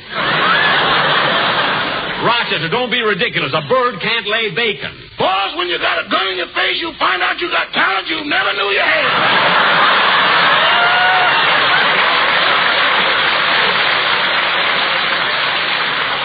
Never mind that. Now tell me, how did you get back to shore? Well, the Coast Guard finally found us and towed us into the harbor. Well, I'm glad it came out all right. It certainly was an unusual experience. It sure was. Rochester, what are you laughing at? It's the first time I ever lost a weekend on water. Well, I thought. Anyway, Rochester, I'm glad you're safe, and hurry out here to Palm Springs. I will. Goodbye. Goodbye. In 1945, I think, I had an idea. We were going to go to New York, which we did many, many times to do shows out of New York, Chicago, and so forth. And I had an idea that if we went down to the railroad station, we could have some fun. And everyone agreed. So that was where we started the Anaheim, Azusa, and Cucamonga, which my partner Sam and I happened to write that part of the show, and I happened to get the idea about the crazy train announcer. Now, that's something that we ran for 25 years. That went right through. We switched it later to airports. We switched it to whatever, but it lasted, Anaheim, Azusa, and Cucamonga. Now, if we knew we were going to go to New York, it was automatic after a while, or if we knew we were going to go anywhere, and taking the train, we knew we were going to go to the railroad station. If you're going to travel, you've got to pack. So the first half of the show was everybody at home getting ready for the trip. And the second half of the show was the problems of the station. So we knew that in the station we would be running into Mel Blanc, so he's already taken care of. He was the crazy train announcer. It was already set. We knew Frank Nelson would be the man at the ticket agent. Benny Rubin would be there in the playing some odd parts, whatever, behind the information desk. And when Jack went up, well, you ask a legitimate question, Benny say, I don't know. You probably heard those routines. Yeah, something says, I don't know. I don't know. For heaven's sakes, if you don't know anything, why are you behind that information counter? Well, he had a crazy answer, like I had to get behind something, I tore my pants, or whatever the line was. So, and the tout, Jack would go to buy something, and the tout would say, hey, Bud, come here a minute. Now, strangely enough, in that first railroad station that we did, came the crazy train announcer. The tout was in that first station. These things are all that ran for 25 years. What else did we run into? A couple of other things. All got started in that same... In that one show? Either in that one show or very close together. Couple of them. There was a year where we added all kinds of crazy things. How did you decide on Anaheim, Azusa, and Cucamonga? I mean, why not? There's several other crazy named cities out here in California. The first one we had in the script. The first one Anaheim? That was written in the script was train leaving on track 5 for Anaheim, Azusa, and Pomona. And he says, oh, come on, does anybody want to go to Pomona? And we used Pomona. We went into rehearsal, and it didn't play right. It didn't ring. And I believe it was Jack who said, is there something else? Some other town that we can get? And fortunately, I happened to think, I says, how about Cucamonga? And we put in Anaheim, Azusa, and Cucamonga. And Cucamonga eventually became a play word for Mel, with the kook and the long amonga. Yes. Sometimes Mel would use the kook and it would stop and they'd go through a whole bit. Yes, right? He would do a two-line conversation and there's this amanga. Yes. Now, I guess I answered the question. That kind of show just dictated. It just fell into place then.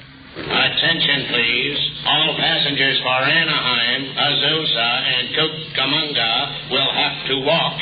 We lost the train going through Santa Anita.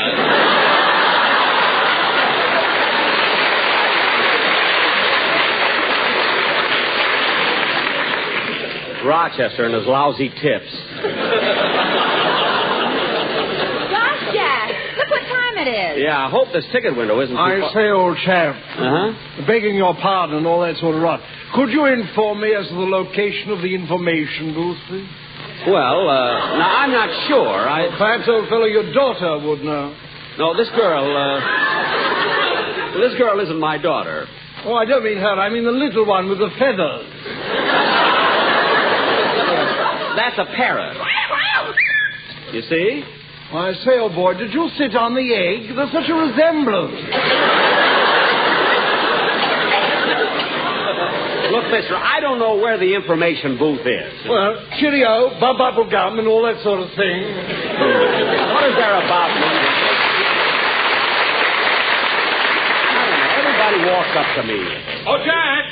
Oh, Jack, here comes Don. Oh, hello, Jack. Hello, Mary. Hello, Don. Don, I was just going over to pick up my Pullman ticket. Have you got yours? Well, I certainly have, Jack. I'm in lower 9. Don, you could have saved yourself some money by taking an upper.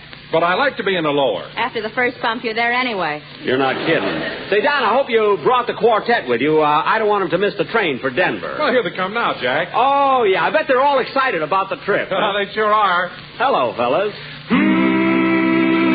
Don, are they happy that they're going away on the train? Are they? Just listen to this. Don, not at the station. We're Colorado bound. We're Lucky Strike that smoke the whole year round. 'Cause they're the bestest little cigarette you can bet. Men who know tobacco best will tell you that. So let's be on our way to Denver, Colorado, USA. We know a certain man who'll be there soon. Who? F.B. Boone. We're Colorado bound. Just hear that choo-choo sound. Know that soon we're gonna come. Don, they're starting again. And then we'll light Don, they're going crazy at the station. Boy, be quiet. I want to hear the announcement. That may be our train. Don, tell them to stop. We can't hear what the man is saying. Tell them it might be our train. We'll miss it. Wait a minute. Wait a minute. Wait a minute.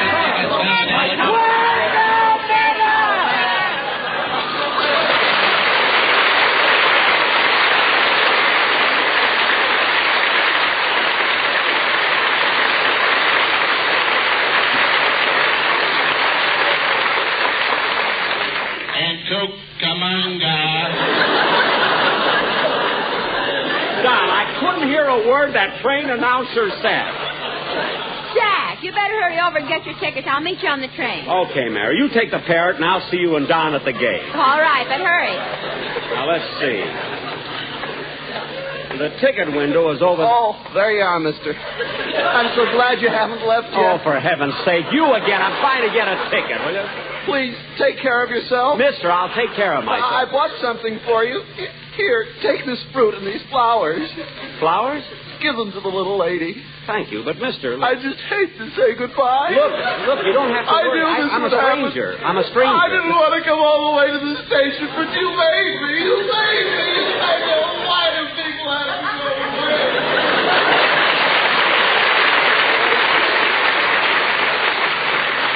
10,000 taxi drivers, Los Angeles. I had to get him. Well, here's the ticket window. Good, there's nobody ahead of me. Oh, mister. Yes? Oh, fine. Are you the agent? No, they put me behind these bars because I toasted marshmallows out of season.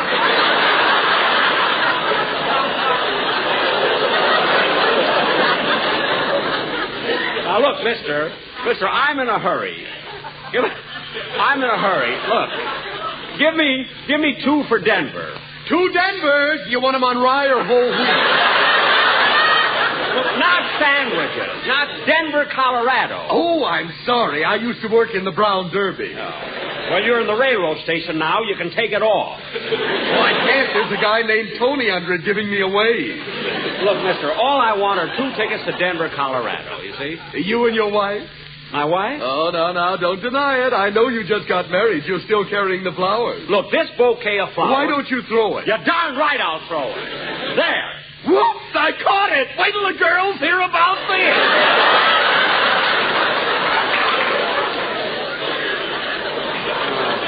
Look, mister.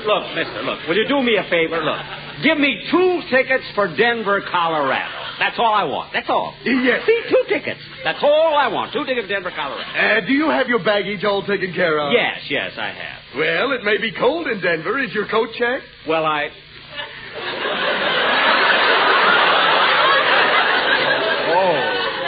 Oh, wait a minute. Would you say that again, mister? Say what? Is your coat checked? No, it's blue, sir.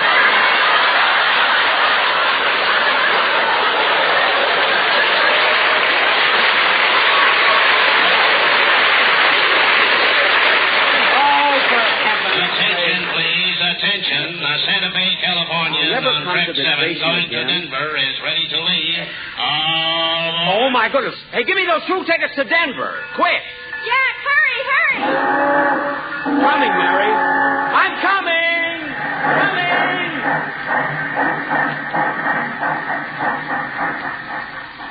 Wow. Well, I made it. Oh, boy, what I went through to get these tickets. But we're on our way. Oh, come on, Jack. Let's go in the dining car and get something to eat. No, Mary, no. I'm too tired. I'm going to my room and lie down. Gee, it'll be good to stretch out and... Wait a minute. There's somebody's clothes hanging up on my hook. What's this in my bed? Hey, you! I told you I hate to say goodbye. I tried to break away, but I couldn't. Don't cry. I'm coming back. It's all your fault. I didn't want I'm only to go going to to the station. But you made me. You made me. But I'm coming back. Oh, nuts. Hey, Mary, I'll join you in the dining room.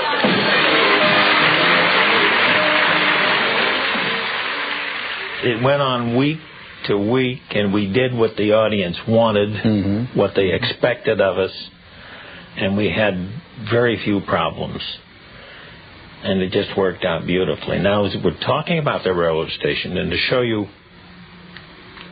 how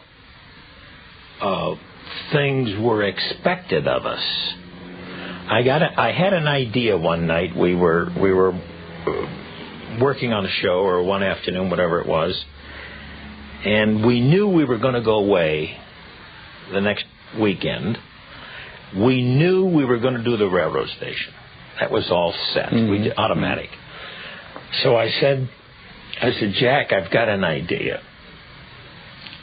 Here's what we ought to do. When we go down to the railroad station,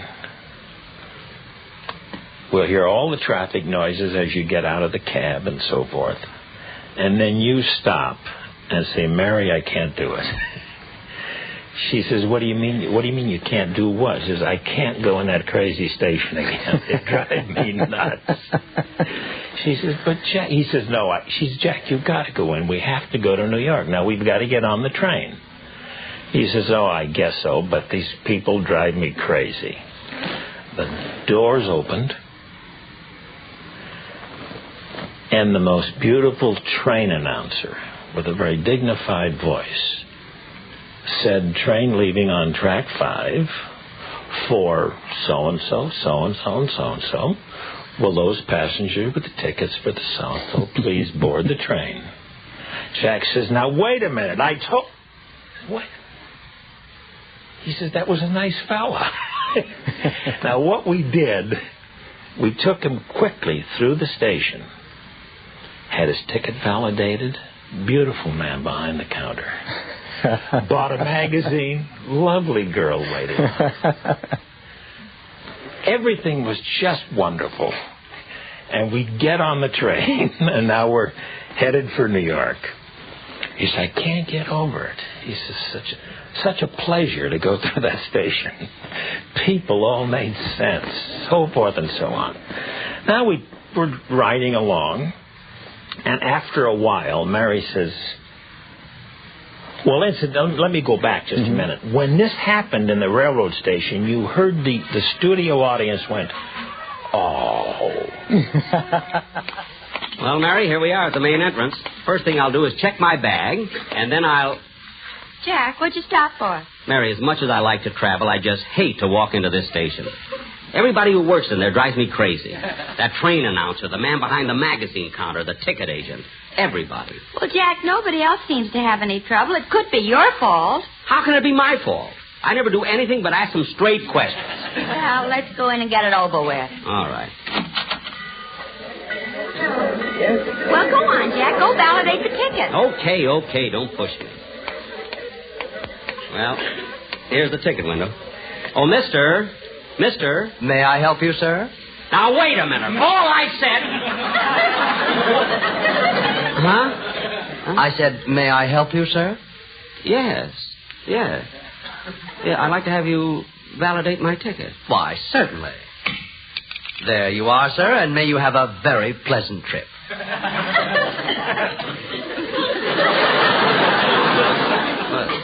Thank you. By the way, where's the other fellow who used to validate the tickets here? Oh, Mr. Nelson, he isn't here anymore. You see, Mary, he's not here anymore, so it wasn't my fault. Attention, please. The Super Chief for Albuquerque, Kansas City, Chicago, and New York, now loading on track 7. Hey, that train announcer wasn't silly at all, was it? Something wrong, sir? No. I was just thinking, that train announcer, he's new, isn't he? Yes, he is. The other fellow isn't here anymore. Well, good. You know, Mary, this is the first time I've ever enjoyed going through this Union Station. Attention, please. The Super Chief now departing. All aboard. We better hurry, Jack. That's our train. Right behind you, Mary. Now, we're on the train, and we're talking back and forth. Phil, Dennis, Rochester, Don Wilson, so forth. And then Mary says, oh, Jack says, what's the matter? She says, I forgot to buy a magazine when we were in the station. Jack says, Mary, you don't have to worry about that. Says, I'll get you a magazine. We're going to stop in Pasadena in just a couple of minutes. I'll run in, get a magazine, get back on the train, and you got what you want. She said, Jack, don't bother. He says, no, it's no trouble. I'll do it. Now, we pull into Pasadena. Train stops. Jack gets off, says, I'll be right back. Runs up, opens the doors, and the trainer says, train leaving on track 5 for Anaheim, Azusa, and Cucamonga. And there, for the next 5 pages, we had Frank Nelson, we had the tout, we had everybody who just drove him crazy. Now, that was just a delay. And our fun was that we played with the audience a little bit, and that we made them think we weren't going to do it.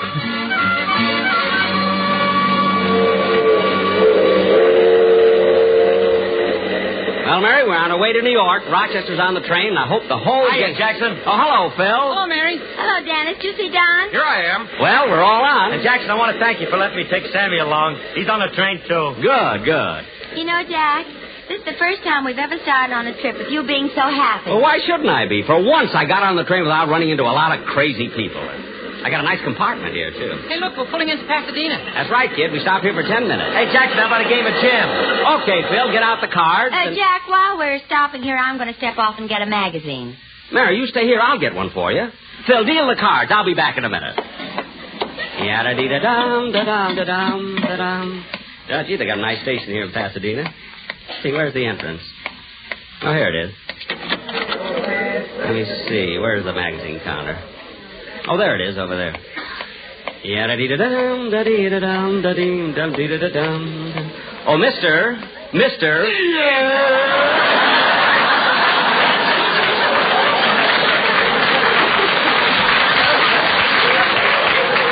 Oh, no.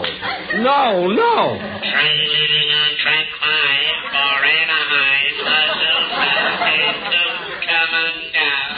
Not him, too. Look, Blue Eyes, do you want a magazine or don't you?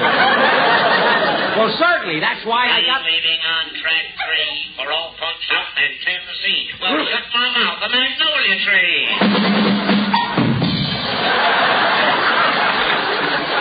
Oh, for heaven's sake. Now, calm down and tell me which magazine you want. I'll take this one right here, Coronet. Put on your glasses. That's a phone book. A phone book? If a man answers, hang up.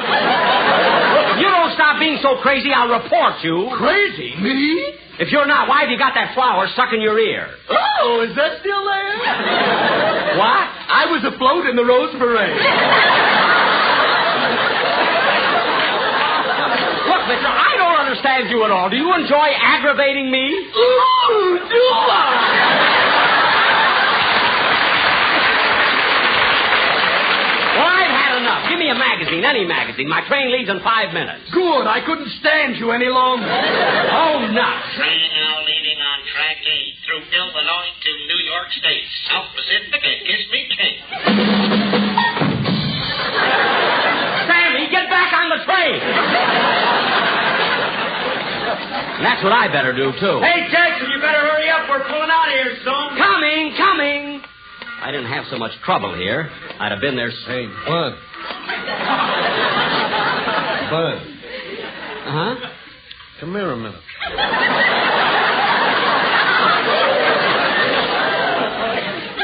Look, I'm in a hurry. Where you going? New York. What train you taking? The Super Chief.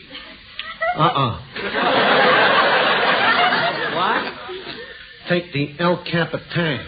But I got my tickets on the Super Chief. The El Capitan will beat it into Kansas City by 3 lengths.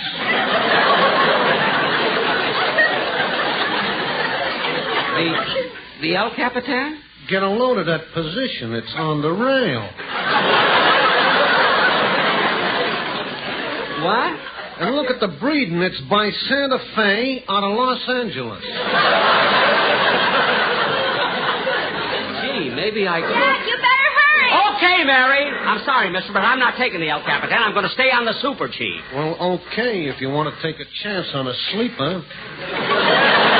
You're darn right I do. Coming, Rochester, coming. Jack, hurry. Faster. Don't worry, Mary. I'll make it. There, I'm on. Oh, Mr. Nelson. Yeah? He's on the train.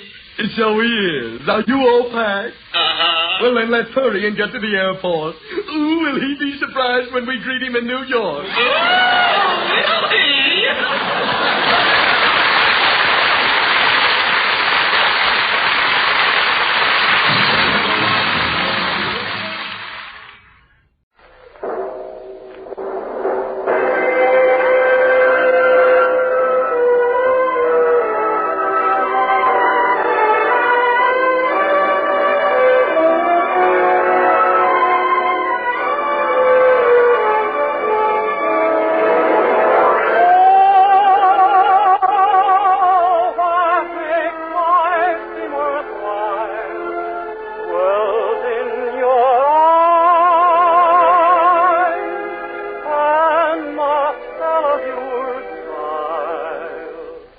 Ladies and gentlemen, Colgate Dental Cream presents The Dennis Day Show, written by Frank Galen, with Paula Winslow, Dink Trout, John Brown, Charles Dant in the orchestra, yours truly, Vern Smith, and starring our popular young singer in A Day in the Life of Dennis Day.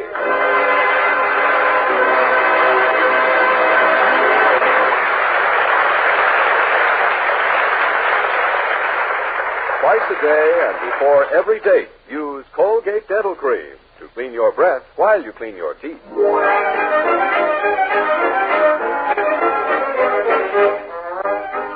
Here's Dennis Day to sing My Pretty Girl. My pretty girl, I'm always dreaming of you. My pretty girl, my darling, how I love you. Promise me you will never leave me. Promise me you will never grieve me. Promise me you will not deceive me. Oh, my pretty girl, please give me just one kiss. One sweet kiss you won't miss. For your kiss brings such bliss to my lonely heart. My pretty girl, I'm always dreaming of you. My pretty girl, my darling, how I love you. Promise me you will never leave me. Promise me you will never grieve me. Promise me you will not deceive me. Oh, my pretty girl. Okay, now, ready to fight. Here we go. Oh, lead 'em up center and around outside and balance on your corner. Oh, swing that pretty little girl. And dominate the one that's left behind you.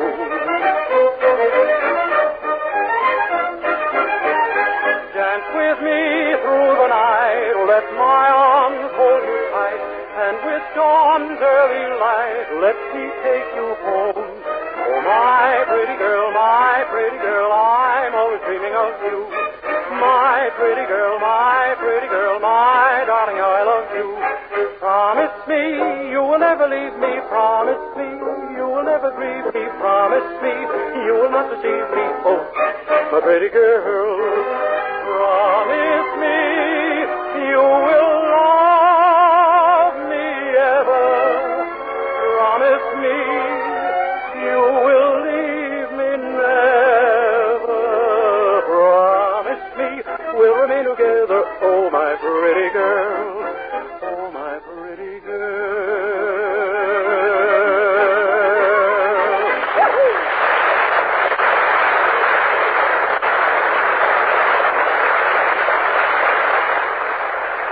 Colgate Dental Cream cleans your breath while it cleans your teeth. No other toothpaste does a better job of cleaning your teeth than Colgate Dental Cream. For Colgate Dental Cream has a safe polishing agent that cleans your teeth both gently and thoroughly, brings out their natural sparkle and beauty. And scientific tests prove that Colgate Dental Cream cleans your breath while it cleans your teeth. Yes, actual scientific tests prove conclusively that in 7 out of 10 cases, Colgate Dental Cream instantly stops unpleasing breath that originates in the mouth. Colgate Dental Cream is famous for its wonderful wake-up flavor, too. Nationwide tests of leading toothpaste prove that Colgate Dental Cream is preferred for flavor over other brands tested. So try Colgate Dental Cream to bring out the natural sparkle and beauty of your teeth. For a wake-up flavor you'll thoroughly enjoy. And use Colgate Dental Cream twice a day and before every date to clean your breath while you clean your teeth.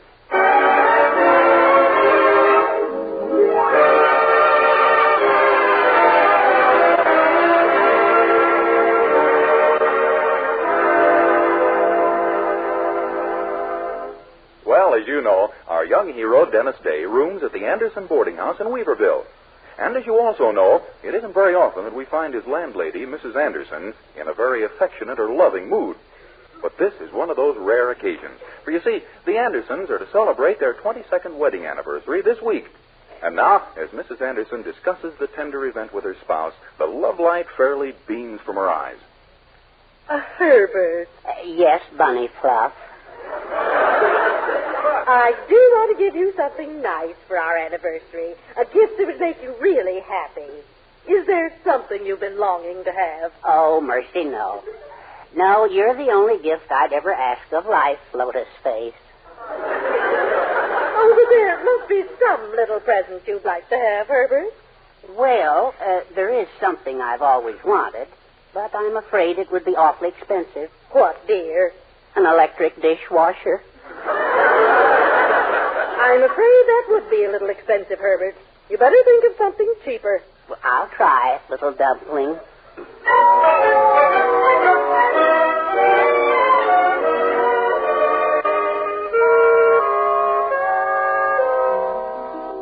Well, the Andersons' impending anniversary is a problem not only to the Andersons, but to our young hero, Dennis, as well. And we find him now at Willoughby's drugstore trying to solve it in his own peculiar way. Mr. Willoughby. Yes, Dennis? You know something? You look to me like the type of fellow who's a real good sport. Well, thank you, Dennis. I'll bet when an attractive young brunette asks you for something, you just can't say no, can you? I guess that's true, my boy.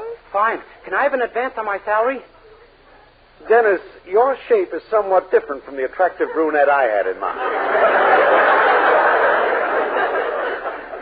Yeah, I was afraid you'd notice it, but I need the money. Dennis, don't you realize that you're asking for money you haven't earned yet? Why, that's practically like stealing. It is? Certainly. If I gave it to you, I'd be starting you on the road to corruption. Now, what's it to be for you, my boy? Corruption or integrity? Could I have about $6 worth of corruption, please?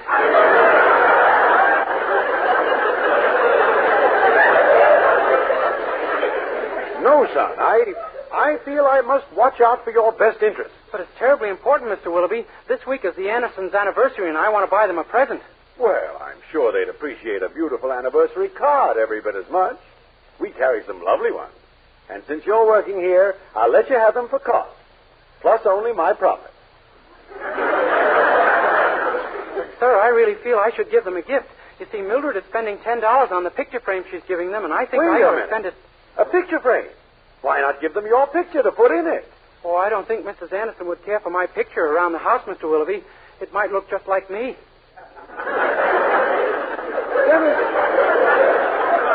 Dennis, if Mrs. Anderson doesn't like you, it's because she doesn't really know you. Give her a charming photograph of yourself so she can get familiar with the real you. But I'm afraid familiarity would just breed some more of what she's got for me now. Nonsense. Now, my wife's brother has just opened a photographic studio over on Maple Street. Perhaps if you helped him out around the place, he'd take a portrait of you in exchange for your services. You mean I work off the price of the picture? Sure, in your spare time from your job here. Boy, that's a swell idea, Mr. Willoughby. I'll go over and tell him I'm free any morning before 7 a.m. or any afternoon after 10 p.m.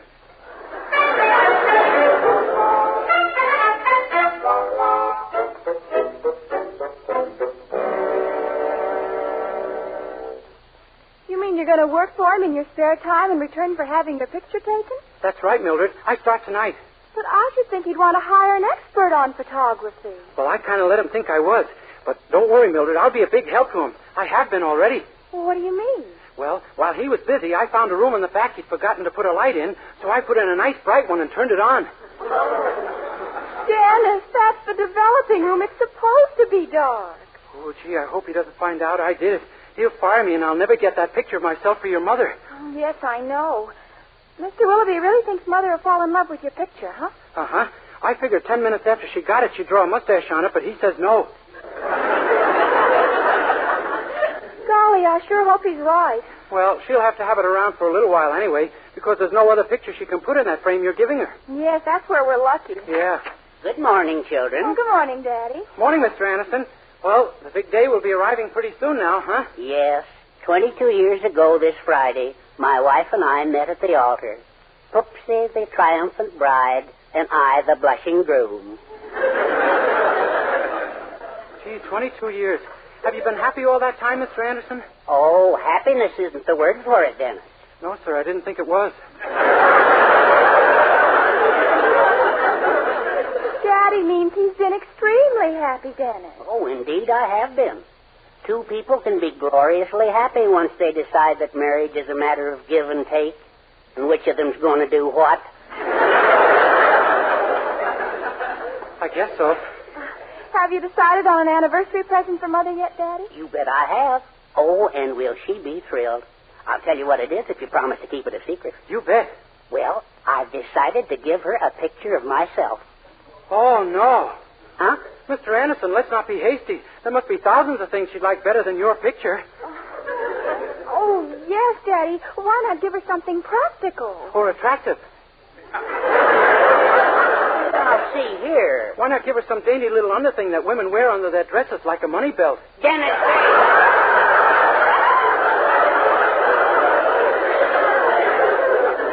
I'll bet Mother would just love a nice nail set. That's it, with a hammer to match.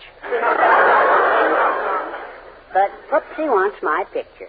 She's always said that I'd look lovely over the mantelpiece. Well, maybe she's mistaken. Climb up there and let's find out. I'll do nothing of the kind. And just remember now, you promised to keep this a secret. Goodbye. Gosh, what are we going to do now, Mildred?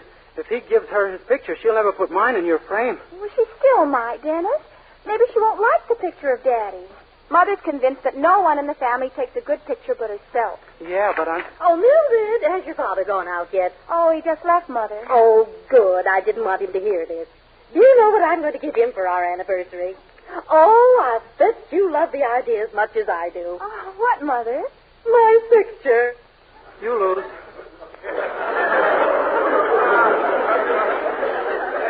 Mother, are you sure that's the right present for Dad? What? Yeah, why give him your picture? Flip him $50 and let him get something he'll enjoy. Whether you two like it or not, Herbert is getting my picture for his anniversary present, and that's that. Boy, I'm glad you're not a dominating woman like your mother, Mildred. Well, I guess I'd better forget about having my picture taken, huh? You'll do nothing of the kind. Didn't Mr. Willoughby say that your picture would make Mother love you? Yes, but... You're going to that studio tonight. Yes, but... And you're going to have your picture taken. Yes, but... And you're not coming back here without it. Understand? Yes, Poopsie.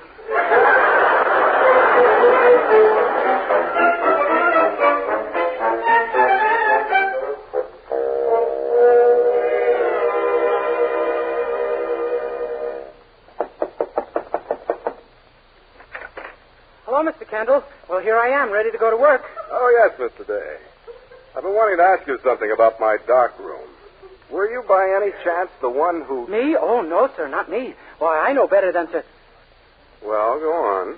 It'll sound better if you ask the question first. You know what happened yesterday? When I finished taking pictures of that lovely young model, Miss Latour, we went into the dark room together and found a light on. So nothing developed, huh?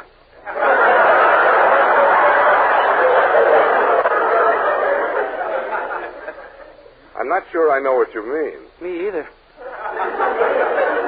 Oh, well, I suppose it's ridiculous to think you did such a thing. After all, as you told me yesterday, you've studied photography all your life. Oh, sure. Know it backwards and forwards. Gee, you certainly got some swell equipment around here. Yes, we try to keep up with the times. What's this thing right here? It's called a camera. Oh, comes in very handy every now and then, I guess. Yes. Well, shall we get to work? I want you to carry my plates inside for me. Your plates? Yes. Oh, you got a good job there. I could have sworn they were your own.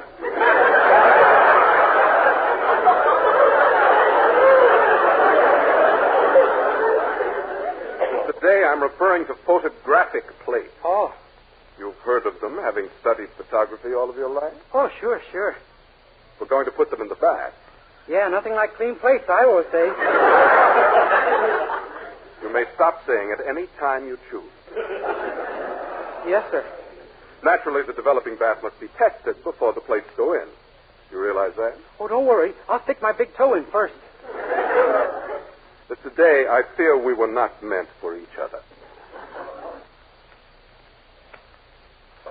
Goodbye. It's been frightening to have met you.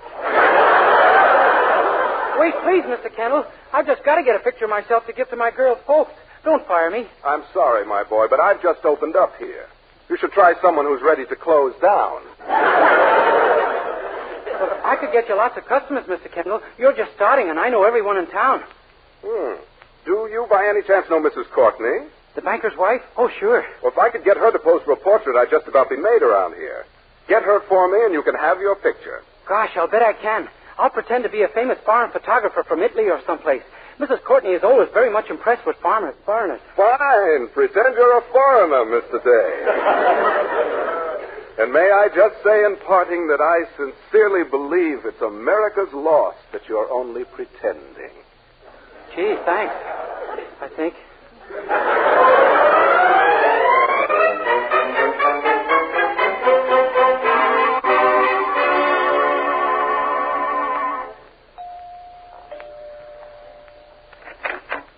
Yes? Signora Courtney, it makes it for you a great pleasure to meet me, is it?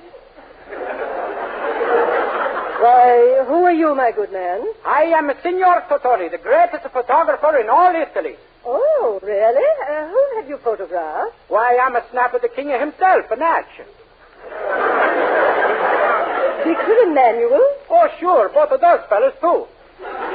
I don't understand. I'm a snap of all of the crown heads of Europe, lady. The king of England, the king of Greece, the king of France, the king of... King of France? Marshal!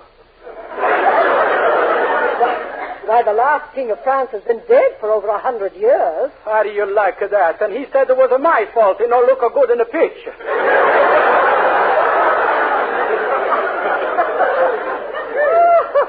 Now I see, Signor Tortoni. You're joking with me. It's nice you feel it that way. Tell me, do you come from the north of Italy, Signor, or down south near Sicily? Down south near Sicily. Of course, the Sicily move up north when she gets married. Oh, no. The Sicily I'm referring to is down at the toe of the Italian boot. Well, the one I'm talking about to get kicked around plenty, too.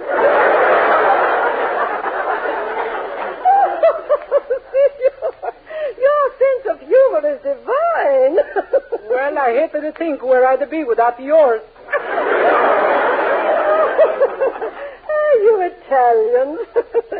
I just love Italy. It's such a beautiful country. That's nice. So now we get down to business, huh?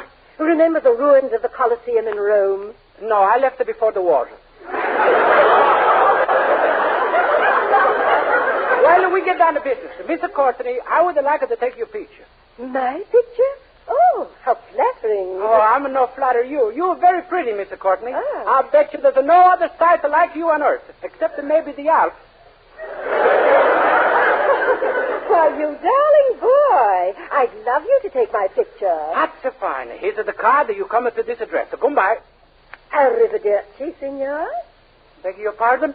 I said arrivederci, signor. Oh, $10 a dozen. Well, goodbye.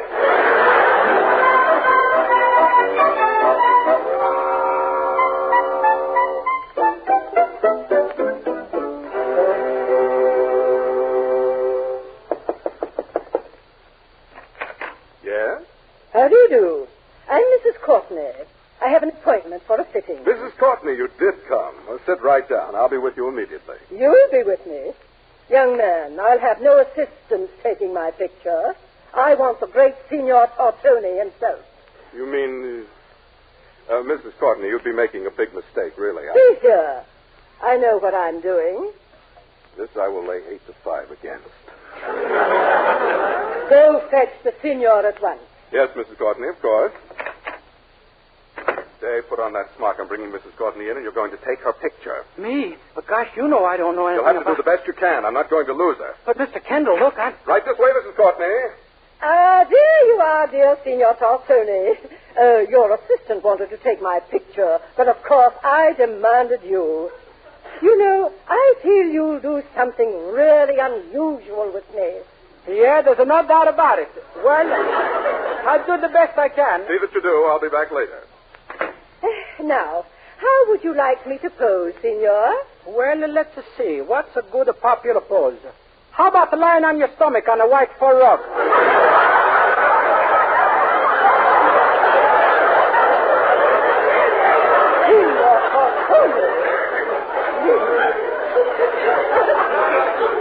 If you don't mind, we'll just have a nice, dignified picture with me sitting in this chair. Okay. Hold it still now. I get under the camera. Ooh. Why, what's the matter? It's dark in here. Well, we go ahead with the picture. I think we got... Mr. de Courtney, please, no tricks. What? You asked me for the dignified picture. Then a minute I look at you in the camera, you're sitting on your head. Why,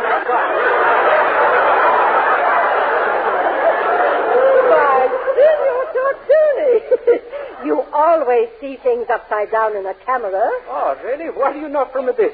Well, we'll go back to work in 1 more minute. I nearly finished in here. There's a Mrs. Anderson here, and she wants to have... Mrs. Anderson, quick, Mr. Courtney. You step in the dark room, but just for a minute.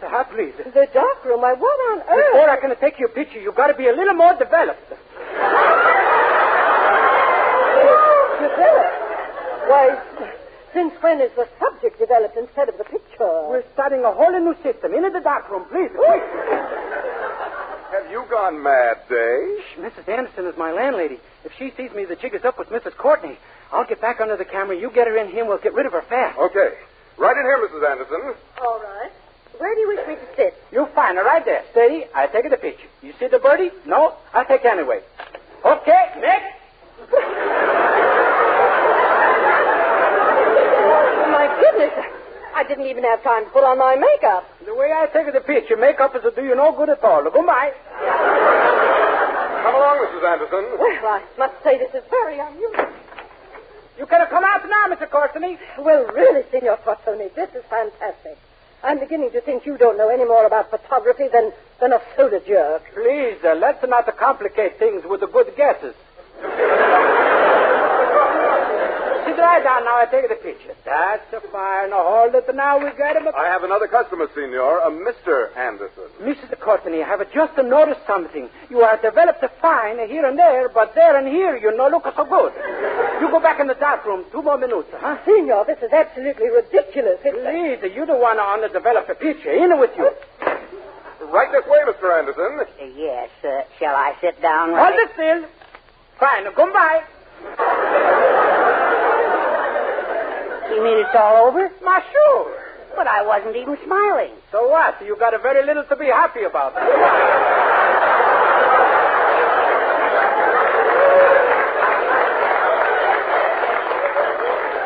Goodbye. My goodness, this certainly is the age of speed. Quick, let her out again.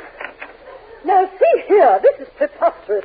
It's completely unnecessary, and you know it. But it was necessary, Mrs. Courtney. Honest it was. Signor Tortoni, what happened to your accent?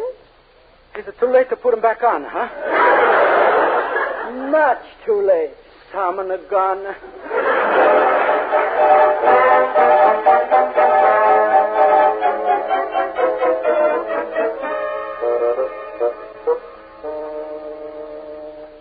Happy anniversary, Mother. Happy anniversary, Daddy. And here's a present for you both. Oh, a picture frame. How nice, Mildred. Yes, thank you, dear. I wish we had a picture of someone to put in it. Yeah, I do, too.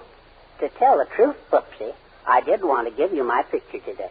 I even had one taken, but, well, here, look how it turned out. Why, is this you, Herbert? Where's your face? And your legs? All they got was my stomach. She's sort of a pot shot, huh? Well, I have a confession, too, Herbert. I also had my picture taken. Here, look at it. My goodness, they missed you entirely. Yes. How could a photographer be so stupid? There was something about that man's voice, too. It was so familiar. Well, I think I'll go to bed. Dennis? Yes, ma'am? Let me hear you say, watch the birdie. But say it with an Italian accent. Okay. Sure now, Faye, Migara, will you be looking at the birdie there, Migara? Do you call that an Italian accent? It's as close as I care to get. Well, good night, everybody.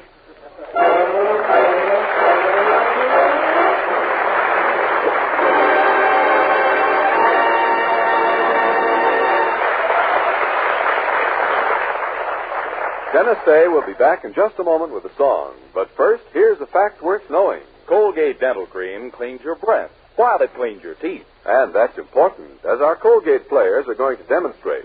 Tonight, as the Colgate curtain goes up, we find two pretty young girls deep in one of those heart-to-heart talks about men. It's weird, that's what it is.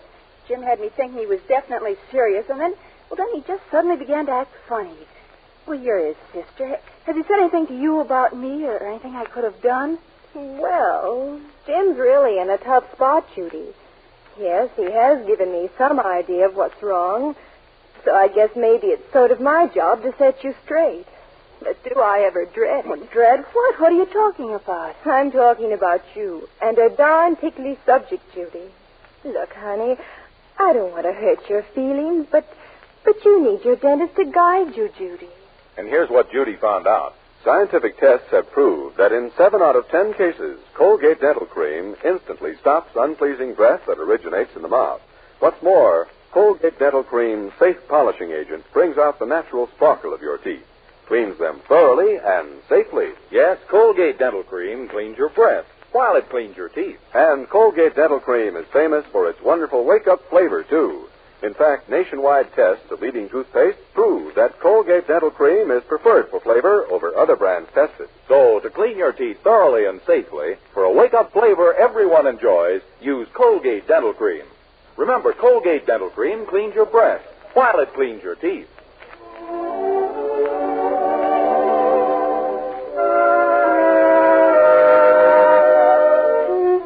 Here's Dennis with Charles Dant and the orchestra, the beautiful arrangement of Heartaches.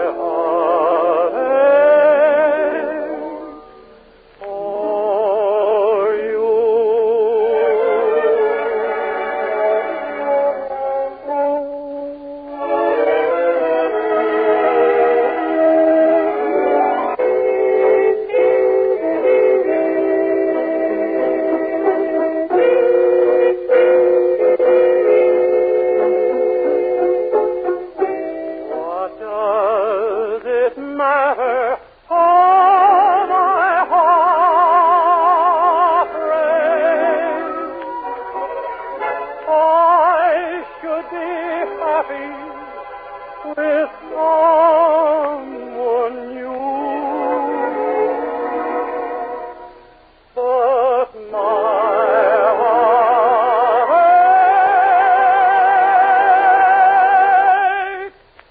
for you.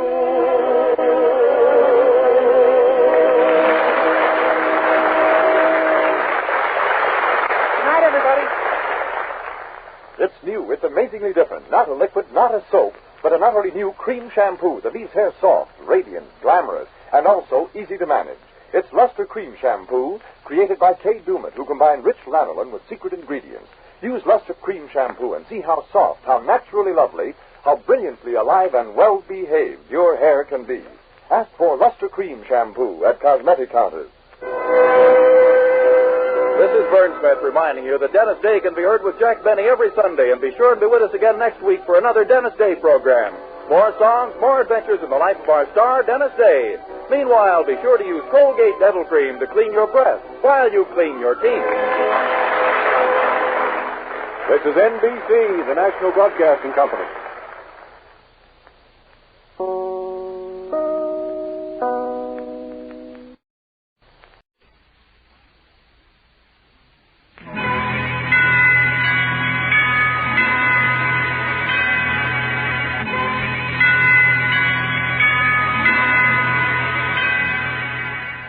The Halls of Ivy, starring Mr. and Mrs. Ronald Colman.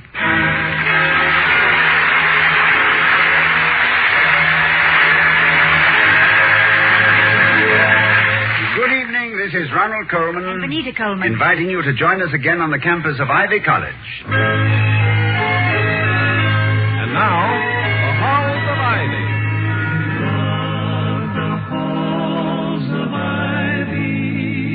That surround us here today. Welcome again to Ivy. Ivy College, that is, in the town of Ivy, USA. Every college president to be successful must have some talent for improvisation. And all good improvising being compounded of memory, inventiveness, and facility, the possession of these qualities makes Dr. William Todhunter Hall, Ivy's president, a gifted extemporizer. Just now, as his decorative wife Victoria enters the room, he's applying his knack for improvisation to the piano.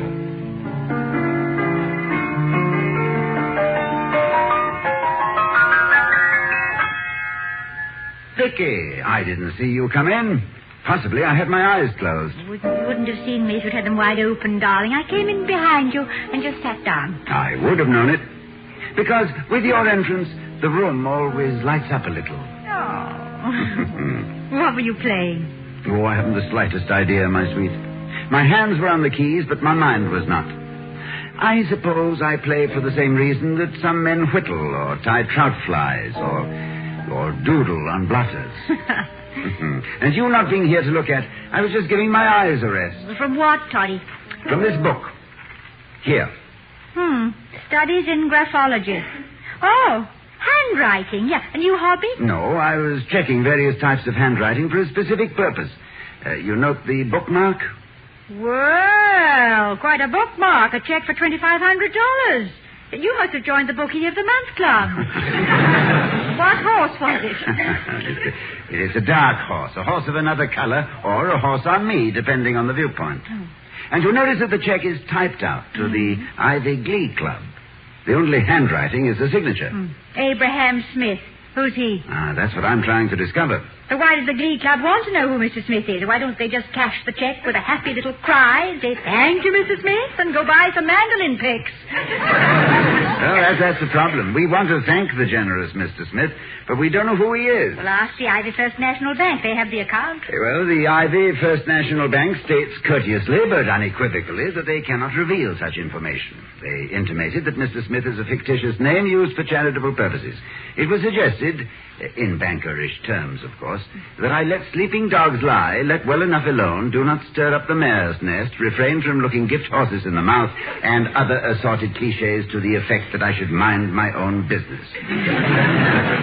But not to be rude, dear, why don't you? Well, officially, I'm going to. But unofficially, my curiosity is so aroused. Somebody at the door, Toddy, and I hope it's Ellery Queen or Charlie Chan or something. Yes, I could use a little detective assistance with... Oh, well, Professor Warren, come in. Hello, Doc. Victoria. Hello. I was just passing by, so I thought I wouldn't.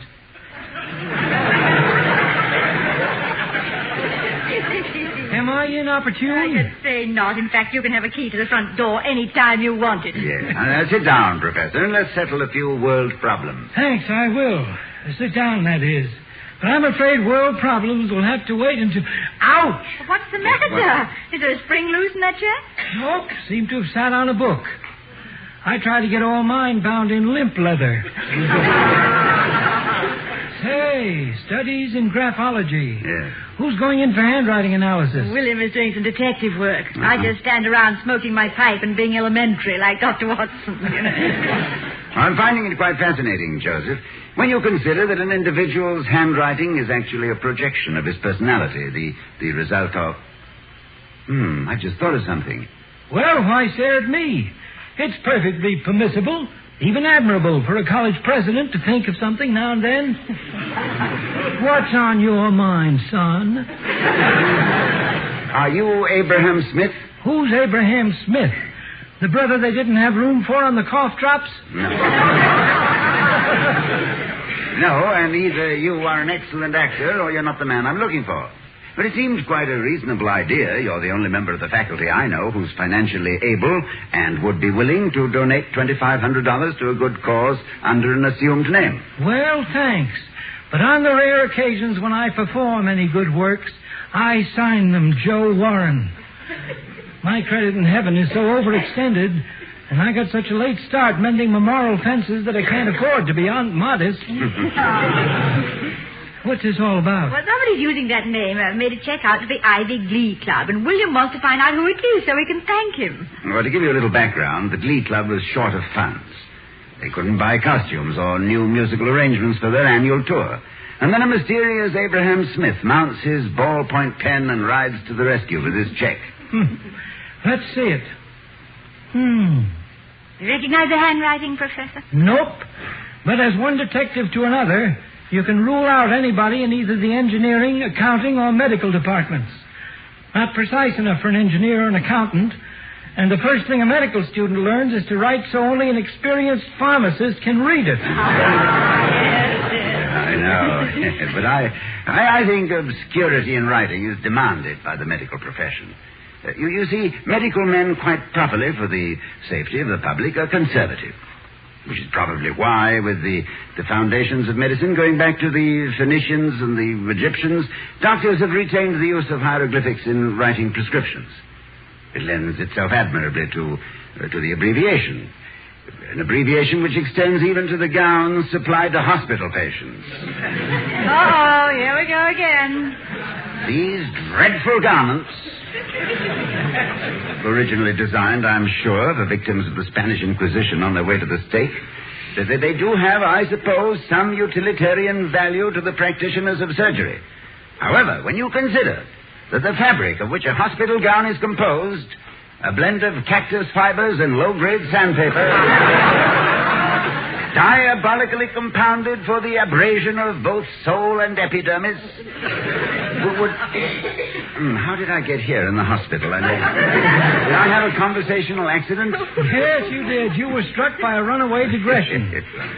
You got any other guesses about Abraham Smith? This officer is someone familiar with college affairs. And you, I thought, as a wealthy novelist. Oh, please, please. Just because I sold myself down the literary river and typed out 450 pages of fraudulent history and busty intrigue, don't go throwing my ill-gotten gains at me. Hey, wait a minute. Let me see that check again. Do you have a hunch, Professor? Well, I could be wrong, but I think I've seen that typewriting somewhere. See that crooked W and that lopsided O? Oh, yes. Where did you see it? Whose is it? I haven't the slightest idea. No. But it was quite recently.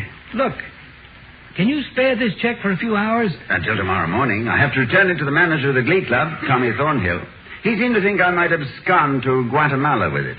Well, I'll give it to Tommy if you like. He has an early morning class with me.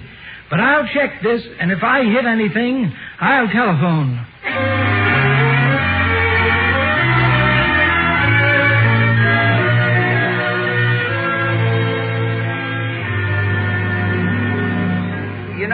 I'm finding graphology very interesting, Vicky.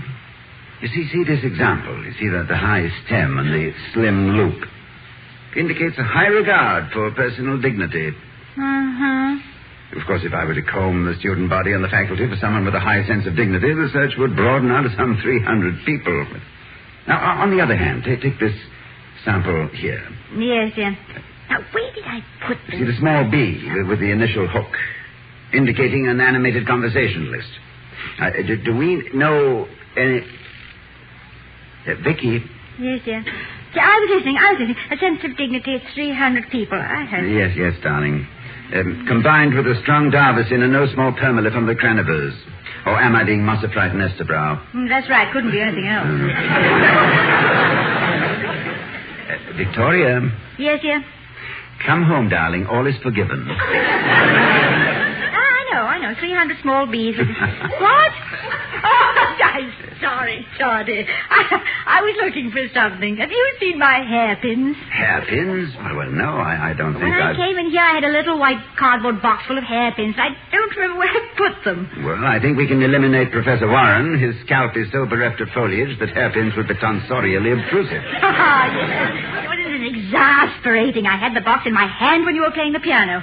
And then when Professor Warren came in, I set the box down somewhere. Well, if that's Professor Warren, tell him if he returns my hairpins, we'll ask no embarrassing questions. If he can tell me who Abraham Smith is, I'll buy him a permanent wage. Yes. Hall's residence? Oh, yes, Professor, yes. You did? Who? Good heavens, you're joking. Really? Well, thank you very much. Yes, I'll keep you out of it. But, Professor, I owe you a permanent wave. Which do you prefer, Poodle or Hostel? Yes, I know. I'll explain it later. Goodbye. How obvious the answer was. What? And how readily I ignored the rules of graphology. How? After all, the high sense of dignity, the rapid conversation, of course. Toddy, please. What, dear? Don't do this to me. Do what, darling? What? Who was it? Mr. Wellman. Mr. Clarence Wellman. No. Yes. Quite hard to believe, isn't it? I take back a lot of things I've said about Mr. Wellman. Yeah, not all of them, just some. I know. But as Coleridge said... Think not of his errors now. Remember his greatness, his munificence. Think on all the lovely features of his character. Let's not go mad, Anyway, Sherlock, the case is closed. The mystery is solved. And you can put on your smoking jacket and play your violin. Well, I'm sorry, Watson, but cases have been few, and I gave my violin to the landlady in lieu of rent. However, we still have the piano. Oh, my goodness, what's happened? My hairpins. What? I remember now. I put them on the edge of the piano. They must have fallen in. Well, beauty's loss is music's gain. I rather like the honky-tonk effect.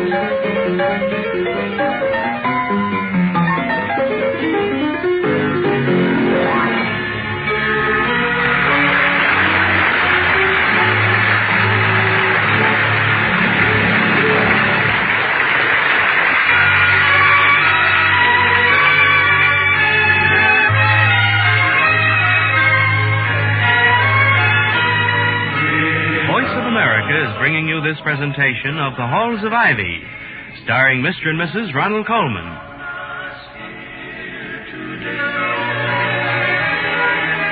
As we return to the Halls of Ivy, we find Dr. and Mrs. Hall discussing Mr. Wellman, who turned out to be the mysterious Abraham Smith who sent a generous check to the Ivy Glee Club. Tommy Thornhill, the Glee Club's student manager, is also present. Dr. Hall is saying... Well, Professor Warren has the check, Tommy. He'll give it to you tomorrow. Yes, it was Professor Warren who discovered Mr. Smith's real name. How'd he do it, Mrs. Hall? And who was it? Obviously someone who is closely connected with the college, but I'm afraid we can't divulge either the method or the individual, Tommy. He evidently desires anonymity, and we must respect it. Okay. But we'd sure like to give him a few choruses of happy days. He got the Glee Club off a bad spot. Can't you even give me a hint, Dr. Hall? If I had just his last name and his phone number, I could figure the rest of it out myself. I'm sorry. For one thing, a person who goes to such lengths to conceal his generous instincts would quite properly resent our prying into his identity, however much we would like to thank him. You see, Tommy, Dr. Hall places great emphasis on good manners. He says that our social machinery is oiled by courtesy, and that please and thank you are the three little squirts that keep it running. I didn't say that at all. I merely said... I know. I added the three little squirt bit myself, just punching up your script, you know. Anyway, Tommy, when he can't thank someone for something they've done, it hurts him. It hurts me too, Mrs. Hall. And if Dr. Hall can think up some way we can show our appreciation without spilling any beans, we certainly... Thank you. I will. Well, sounds like you've got visitors, sir. I'd better run along. Well, that won't be necessary, Tommy. I think... Good evening, Dr. Hall, Mrs. Hall. Good evening, Mr. Wellman. My phone was... Oh, I didn't know you had... Mr. Wellman, this is Tommy Thornhill, student manager of the Glee Club. Mr. Wellman, Tommy. Evening, sir. Evening, Thornhill. Is this a business meeting? I mean, am I interrupting? That is, I was merely... Not at all, Mr. Wellman. Tommy was here to see if he could find some way of thanking a mysterious benefactor of the Glee Club. Mr. Wellman, some shy angel yanked us out of the red with $2,500, and we can't find out who he is to pin a gardenia on him. I told Thornhill that the donor's privacy must be respected, Mr. Wellman. Of course. Can't go snooping into affairs like that. Man wants to help somebody without any brass flags. I mean, bands waving. What I mean is that, you say you manage the Glee Club at Thorndike? Yes, I'm the student manager, Mr. Wellman, and my name is Thornhill, not Thorndike. Oh. Though it was spelled M-U-D until this check came along. Now I can get the show on the road, thanks to Mr. Smith. Mr. Who? Smith, Mr. Wellman, the mysterious friend who sent the check. If I knew who it was, I'd give him a kiss. Please, Miss Hall, I don't think it calls for any such emotional display. I mean, this Smith fellow, whoever he is, must be very bad. By the way, I'm an old Glee Club man myself. Thorndale? Yes, I know that, Mr. Wellman. I've seen your picture. You were a tenor, straw hat and a cane. Class of, was it 1913? 1940. Matter of fact, I was student manager myself. Had a rough time, too. No money, empty treasury. People seem to think we traveled on freight cars and ate grass. Promises. Wrote a song about it, in fact. Well, that's very interesting, Mr. Wellman. Then you probably know how much the club appreciates the generous Mr. Smith. Well, I'm glad to have had the experience myself managing the club with no money. So, yes, I suppose they might think well of this Smith. Don't know who he is, huh? I don't, but Dr. Hall says that... Dr. Hall says it must be someone who was close to the college. Oh, he wouldn't have known about the Glee Club's difficulties. Very logical, very good thinking, but I wouldn't be nosy about it. Probably some sentimental old grad, more money than sense. By the way, Mr. Wellman, what was the song you wrote about getting all promises and no money? Not a very good song, really. Corny, I believe is the word. Mrs. Hall would know. I called it Fair Weather Friends, with a full chorus and a good accompaniment. It didn't sound too bad, but as a solo, well. With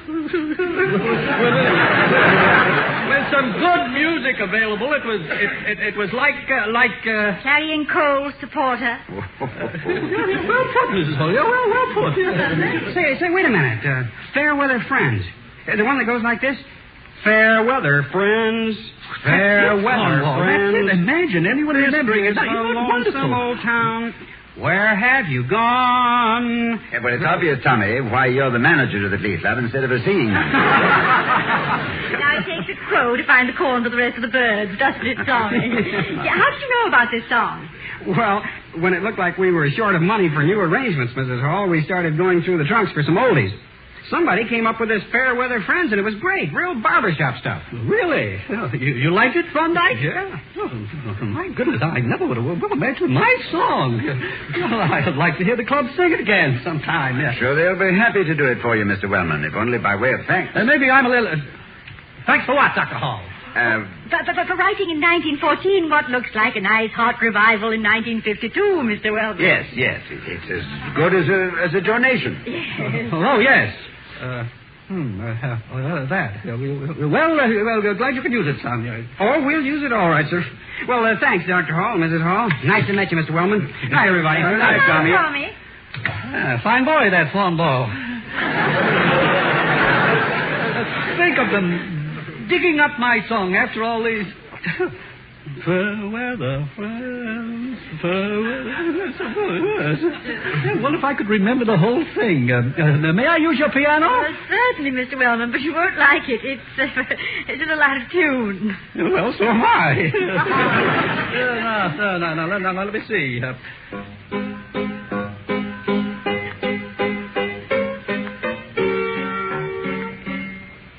Is that me, or is it the piano? It's full of hairpins, Mr. Wellman. Hairpins? Well, of all us, I knew you had your little eccentricities, Dr. Hall, but filling your piano with hairpins is hardly a very... Well, I didn't come here to discuss music. It's about the First National Bank of Ivy. I'm a VP, as you know. It seems that you called them trying to find out who sent that check to the Glee Club. Well, it seemed too bad that such a generous gesture should go unthanked, Mr. Wellman. So you took it upon yourself to snoop and pry. If this mysterious contributor, who, whatever his name is... Ezekiel Smith. Abraham Smith. If this Mr... Oh. How do you do, Mr. Smith? You know. All the time? No. Not all the time, no. And then don't blame your bank, Mr. Wellman. They gave no information. Someone who will be very discreet recognized your typewriting, Mr. Wellman. But who? I mean, how? I thought I'd taken every precaution. I mean, well, even so, who had the effrontery to... Look, when a man tries to remain anonymous in a thing like this, why does... Well, if his privacy can't be respected... Mr. Wellman. What is it, Dr. Hall? Any prying or snooping which was done was my fault and mine alone. I simply couldn't bear the thought of such a helpful act not being acknowledged. Rest assured that your identity is known to only 3 people, Mrs. Hall, myself, and one other. None of us will divulge it without your permission. Now, with this assurance, permit me, on behalf of the college and the Glee Club, to express our very great thanks. Well, sure nobody will... Well, I mean, if this doesn't get all over the campus, and will... you're welcome. Now, how about tomorrow, Toddy? Tomorrow? Oh, yes. Mr. Wellman... Now what? By way of a small celebration over having been financially rescued, the Glee Club is having a small luncheon tomorrow. At whose expense? It's a Dutch treat, Mr. Wellman, and you are the little Dutch boy who stuck his checkbook into the dike.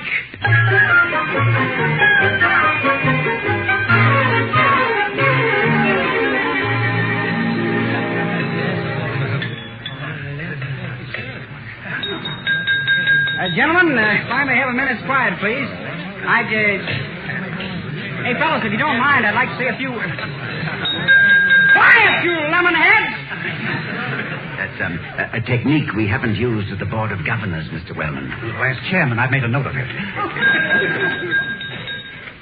Gentlemen, the Ivy Glee Club has with it this noon 2 very good friends. President Hall, a baritone with a steady job, who is always welcome at any fish fry of ours. And Mr. Clarence Wellman, chairman of the Board of Governors, to whom we owe a special debt of gratitude. Dr. Hall, you said you wouldn't tell. I didn't. When it looked like we'd never get our pitch pipes off the campus, we went through the files looking for old numbers that didn't need new arrangements. And it was a song written years ago by Mr. Wellman that snapped up the repertoire. On your feet, gentlemen. And show him our top number for this year, as it was the top number, I'm sure, in 1914. Fair Weather Friends. My song. Take it, boys.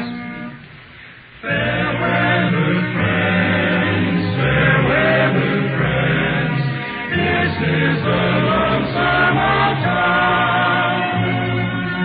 Where have you gone, fair weather friends, now that the ships are gone? I love a beautiful lady, but destiny rolled in the dice.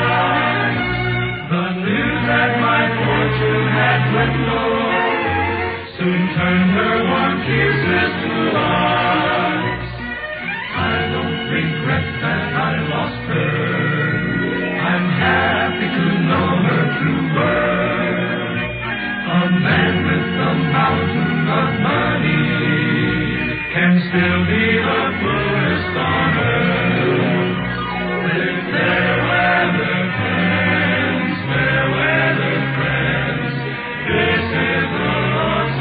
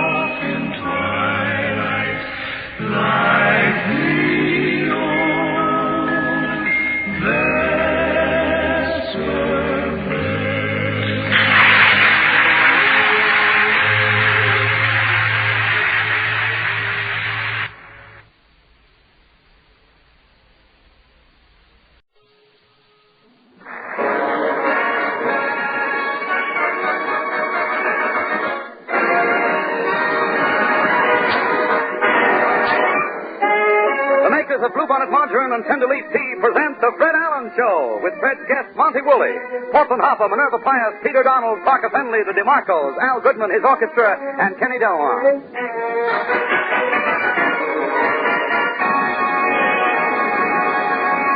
You'll be hanging up a new calendar this week, so start right from page 1.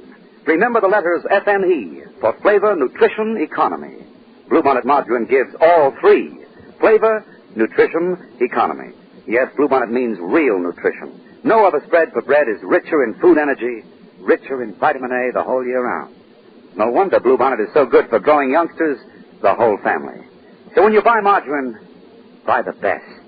Remember, Bluebonnet is the margarine that gives all three: flavor, nutrition, economy.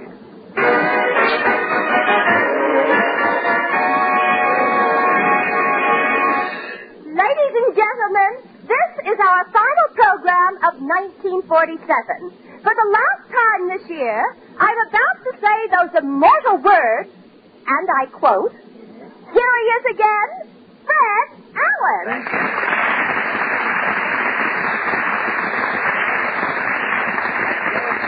Thank you, and good evening, ladies and gentlemen. Well, Portland, tonight we close our books for the fiscal year. If you have any jokes left over from 1947, this will be your final chance to tell them. According to my book, I have 3 jokes all told. You mean all told that you haven't told?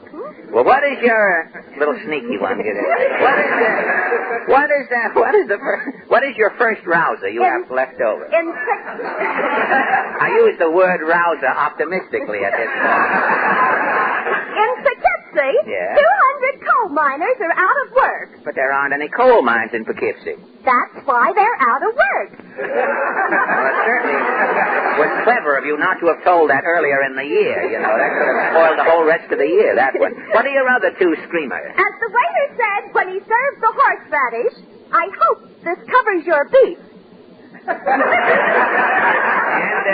And sure, we've got the doors bolted, you know. Nobody can get out. I'm just going to sit here and take it, you know, regardless of... What, and your last one? It's about a lady from Boston. A lady from Boston? She said to the pencil sharpener, "Don't you know it's rude to point?" Well, I won't even bother waiting. Boston, I'm sorry you brought the whole thing up. Speaking of Boston, do you know in the Boston Public Library they keep one room empty? One room empty? It's for the books that are banned in Boston. That brings us up to date with our non-result getting line. Now, what is in the news? New York just had a snowstorm that was bigger than the famous blizzard of 1888. Yes, I know. The paper said the snowfall was 25 inches. Mama said if it snowed one more day, they'd have to make Admiral Byrd mayor of New York. No kidding. You want to tell the Poughkeepsie joke again? That's just... We could have kept on telling those same 3 jokes. It's not... And the snow was so deep in Brooklyn that the mounted policemen had to stand on their horses. Stand on their horses, to look over the drift. Well, I'll tell you, they had a big truck scooping up snow on Broadway. When they emptied the truck downtown, they had 20,000 tons of snow and 14 pickets. All the kids in our street built a snowman. A snowman? I passed the YW last night, and 4 old maids were outside building a snow woman. Rules, you know. And speaking of rules, I'd better start footing it for Allen's Alley. What is your question tonight? Well, as the old year comes to its annual close, the newspapers always chronicle the outstanding sports and news events of the departed 12 months. And so our question tonight is, what, in your estimation, was the outstanding event or happening in 1947? Shall we go? As the 2 billiard balls said when they saw the cue stick coming, let's get rolling.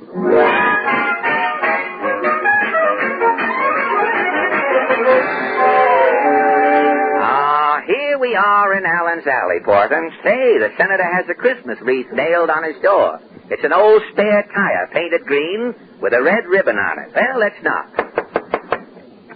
Who's jiggling my lamp? Oh, it's you, son. Well, Senator Clegg. Well, son, I've been busier than a nearsighted Mexican trying to pick up 2 pounds of jumping beans. You know, Dick Stafford Washington demanded that list of grain traders, half of Washington's gone underground. You mean the grain? Politicians are flocking to cooperatives. Cooperatives? Yeah, they don't even want to be caught with a little corn in their shoes.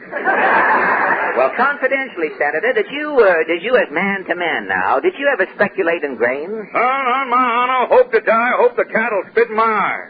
I ain't had nothing to do with grain since I sowed my wild oats. Well, how are things around the White House, Senator? Humming, son. Really? Margaret's back home, and Yeah. this week somebody sent a puppy to the president. The puppy was a Democrat. How could you tell that the little puppy was a Democrat? He had his eyes open. Yeah, I can use that joke, son. I'm writing Harry's 1948 campaign speech. Well, hope it goes better in the speech than it went tonight, Senator. Harry may give it something, you know. Tell me, what is the speech about? Well, the president's going to stop people from cutting down trees. Cutting down trees? Yeah, he don't want the Republicans stumping the country. He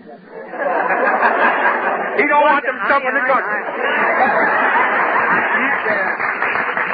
I had the misfortune to have heard you the first time.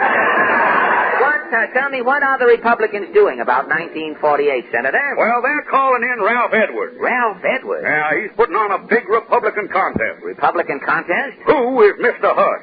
Well, confidentially, who is Mr. Hush? Tom Dewey. So long, Tom. So long.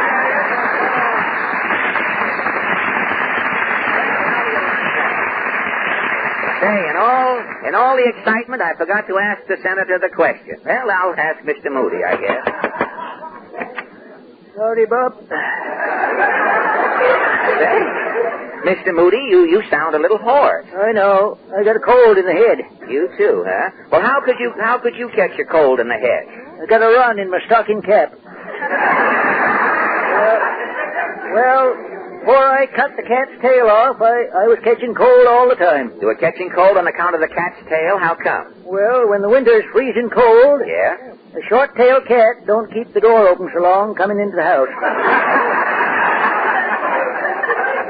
Well, tell me, Mr. Moody, what, in your estimation, was the outstanding event of 1947? Why, the big wind on March 12th. Well, how bad was the wind? I'll tell you. Oh, I wish you would. My wife, Labelia, was sitting in the yard milking. Uh-huh. The wind blew the cow clean out of my wife's hands. You mean your wife? My wife was left sitting there with her hands clenched over an empty pail. Jesus. Yeah, and then the wind went downtown. Did it do any damage down there? Why, it blew two old ladies across the street before Boy Scouts could help them. And then the wind, it went into a sporting goods store. Uh-huh. It so happened that there was 40 moose calls laying on the counter. 40 moose calls, huh? Yeah, and the wind blew them 40 moose calls all to once. Uh-huh. It was the biggest moose call ever heard in Hoosick Falls. The biggest moose call, hey? Well, what happened? Why, the Elks Clubhouse jumped off its foundation and come waddling down Main Street. How long did the wind last? Oh, kept blowing all night. All night? Yeah, about midnight, it blew all the knobs off the outside doors. Yeah? I ran out. I was fuming. Fuming, huh? I was in my pajamas. Did the wind rip off your pajamas? No, just blew my top. So long, Buck.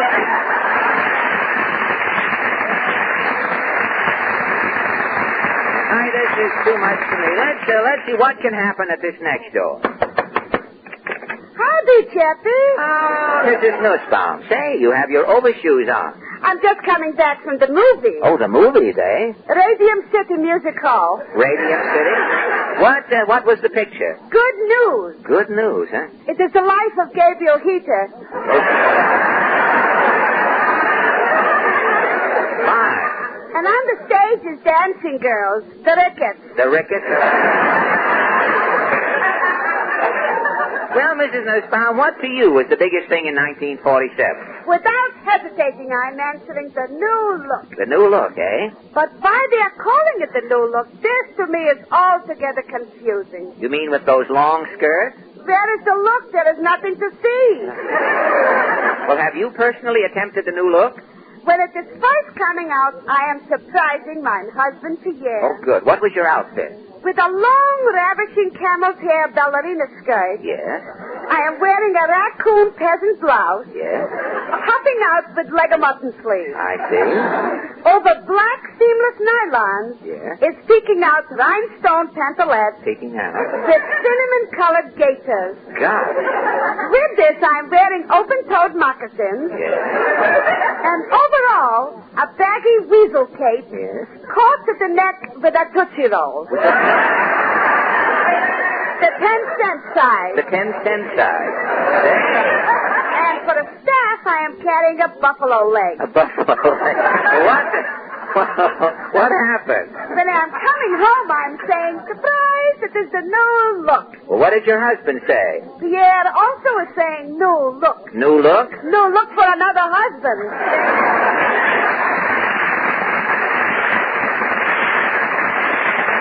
Well, that brings us to the little shanty on the simulated bog at the end of the alley. Let's arouse Mr. Cassidy. Now, what's on the horse? How do you do? Good evening. Good evening. Well, Mr. Cassidy, what do you think was the biggest thing that happened in 1947? Oh, so many things happened in 1947, me boy. It's hard to decide. Really? Well, what were some of the big events? Well, now, there was that day in Rasputin Rooney's butcher shop. Yes.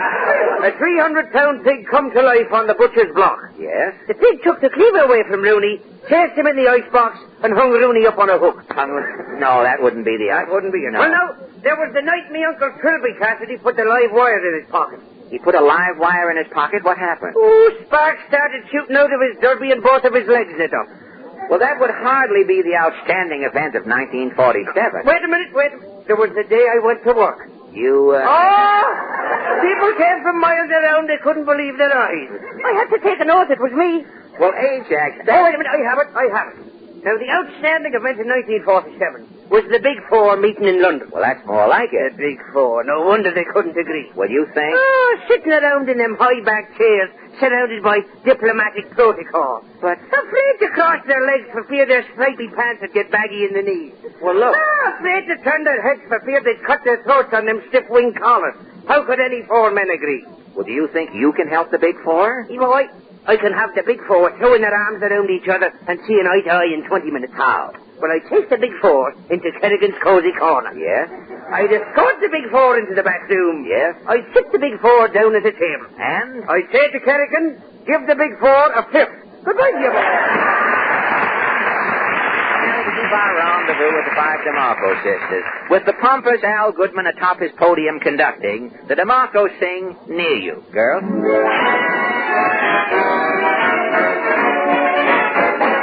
There's just one place for me, near you. It's like heaven to be near you.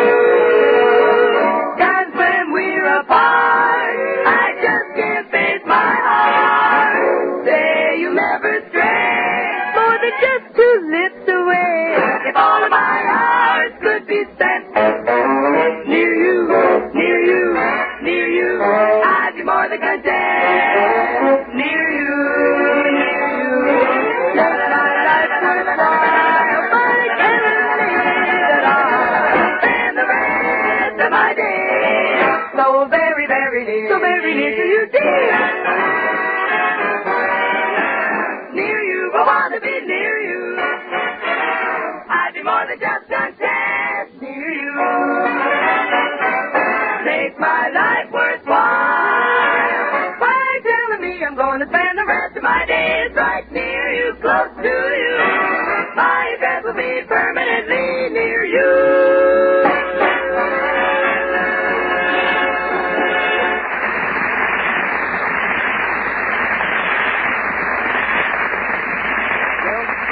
And now we pause briefly for sponsor identification. All through this season of extra guests, you'll be enjoying more tea. Here's the way to enjoy tea more. Get Tenderleaf tea balls, first choice of the nation because they're better in every way. Yes, Tenderleaf tea balls are the best sellers everywhere. First of all, because they make superb tea. In your cup, the fragrance is more tempting, more delightful, and the flavor richer still. It's the flavor of the small, young top tea leaves, the choice leaves of the tea plant. On the growing plant, you'd see the difference between those top leaves and the old, coarse leaves lower down. In your cup, you can taste it. So get that finer flavor every time in tender-leaf tea balls. They're made with tasteless filter paper, more convenient to handle, more gracious to serve. And they protect your tea from any unpleasant specks. There's nothing but pure enjoyment in your cup. Be sure you have plenty on hand for your New Year's callers. They're packed in boxes of 8, 16, 48, and 100. Stock up tomorrow. Ask for Tenderleaf brand T-Ball.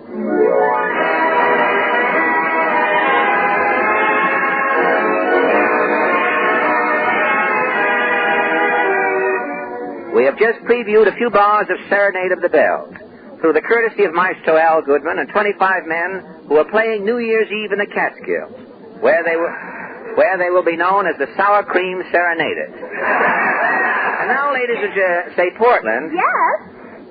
Have you noticed sort of a used fragrance rampant in here? Yes, it's me.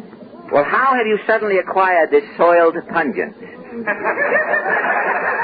Mama gave me some perfume for Christmas. Perfume? Oh. It's Like Surrender. Like Surrender, and what is yours called? Fight Back. Fight Back.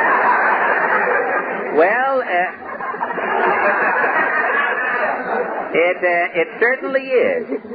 You are exuding the aroma of a fawn's lair. Did you get many presents this Christmas? Oh, yes. All my friends in radio remembered me. Mary Margaret McBride sent me a wicker muffler with the names of all of her sponsors painted on it, 7 feet long.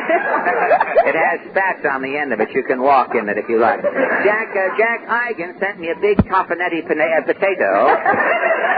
Somebody sent me a cuckoo clock. A cuckoo clock? Yes, but it's broken. The cuckoo comes out backwards. Can't you exchange it? Well, I took it back to the store, and what a time I had. What happened? Well, last Friday afternoon, I put the cuckoo clock under my arm and started over to Gimbledale's department store.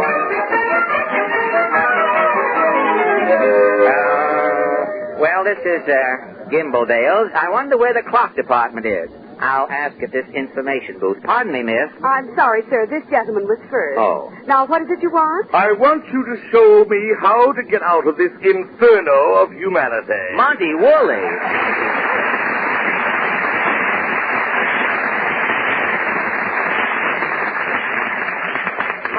Monty, what are you up to? Lost in a department store? I'm doing my Christmas shopping. But Christmas was last Thursday. I have to do my shopping after Christmas. Well, why? To avoid those nauseating incidents that occur at this season of the year due to my alleged resemblance to that mythical busybody, Santa Claus.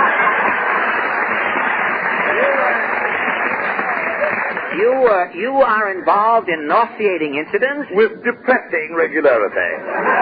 Just a few minutes ago, a vile little cherub kicked me in the fibia. Yes? He said, I told you I wanted a machine gun. What do you mean bringing me that umbrella? Don't get it. Last Christmas, while I was shopping, some little brat climbed up on my back and said, what are you going to bring me for Christmas, Santa? Yes?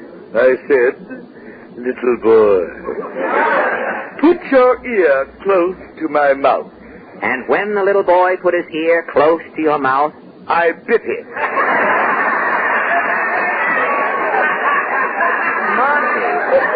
Monty, you bit the little boy? Yes, and he tasted very sour. He must have had an acid condition. But at Christmas time, Monty, everyone is supposed to be gay. Gay? Fred, have you ever thought of Christmas from the viewpoint of a turkey? Well, no. At Christmas time, the turkey mortality rate is staggering. But, Monty... Fred, how would you like to be a turkey? Well? You're running around a barnyard in Maryland with your turkey wife and your little turkey children. Yes? Suddenly a cold hand is clamped over your wattle. Over my wattle? The next thing you know, your dog meat is being consumed by a total stranger in Lindy's. But, Monty, Christmas... Oh, Christmas, blah. The ridiculous gifts people send each other at Christmas. What did you get, Monty? A cellophane smoking jacket with asbestos sleeves. Yes. A dozen handkerchiefs with the word Gesundheit embroidered in the corner. Yes. The complete works of Ilka Chase with ladyfinger bookmark. But ladyfinger bookmark? Well, if you get hungry while you're reading, you can eat the bookmark. Oh, I see. Well, where did you spend Christmas, Monty? I always spend the holidays up at my home in Saratoga. Saratoga. Say, it must be wonderful. Yes, Fred. I have a real old-fashioned Christmas. A real old-fashioned Christmas. Yes, Christmas morning. The minute I arise, I have 3 old-fashions. Fine. And then I sit down and turn on my radio. You tune in a Yule program? The annual broadcast of Dickens' Christmas Carol. And you listen? I spend an entire hour hissing Lionel Barrymore. Monty, how can you be so bitter? Well, it's my nature, friend. As a boy, I took great delight in letting the air out of little girls' bicycle tires. Oh, Monty, you're kidding. I saw you in your new picture, The Bishop's Wife. Why, the whole plot is about Christmas. You and Cary Grant are wonderful. Well, that's why I came on from Hollywood, Fred. I made a personal appearance at the opening of The Bishop's Wife. Oh, did Cary Grant come on, too? No, but I think the audience was expecting it. Well, how do you mean? Well, when I walked out on the stage... Yes? Everyone shrieked, "Look, it isn't Grant, it's Lee."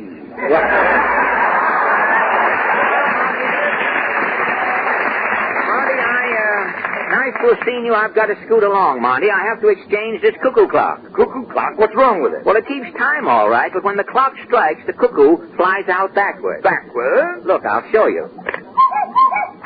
You see? You say that clock came from this store, Gimbledale's? Yes. I'll get this clock exchanged for you. I have a credit card here. Good. You won't have to stand in line. You'll be out in 10 minutes. Well, don't bother, Monty. No bother, Fred. I'm well known in this store. Yes. The exchange department's on the 3rd floor. Follow me. Let's go, Monty. Here we are, Fred. 3rd floor. Here comes the floor walker. Floor walker. Yes, can I help you, gentlemen? My name is Monty Wooley. I have a credit card here at Gimbledale's. Oh, yes, Mr. Wooley. What is your problem? My friend here has a cuckoo clock. Yes, it's broken. I'll show you. There, you see? Well, what's wrong with that? The cuckoo came out, didn't it? Well, yes, but it came out backwards. With all those feathers, how can you tell the front end of the cuckoo from the back end? The front end of the cuckoo has a bill on it. Haven't you ever seen the front end of a duck? But you're not returning a duck. One more word from you, and I'll take that gardenia out of your buttonhole and thrash you to death with it. Now, wait. Monty, please, why argue? Monty, I just want to exchange the clock. Oh, an exchange? Yes. You'll just step into that line. Line? I have a credit card. Oh, a credit card. Well, go to the complaint department next aisle over. Now, come on, Fred. I'll have to get you out of here in 10 minutes. Well, here's the complaint department right here. Oh, yes. Miss? Yeah? My friend here has a complaint. A complaint. All I hear all day long is complaints.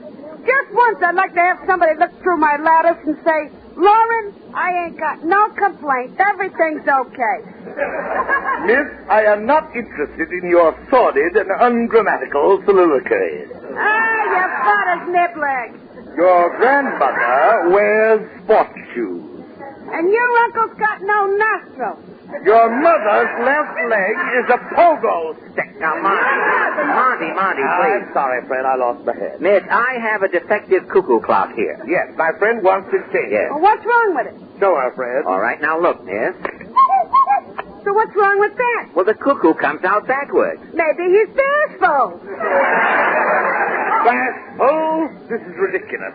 For your information, miss, my name is Monty Wooley. I have a credit card. A credit card? Why didn't you say so? Take the clock to the credit window down this aisle. Now, look, Monty, I'll bring the clock back some other time. Nonsense, Fred. I'll have you out of here in 10 minutes. But, Monty... Here's the credit window right here.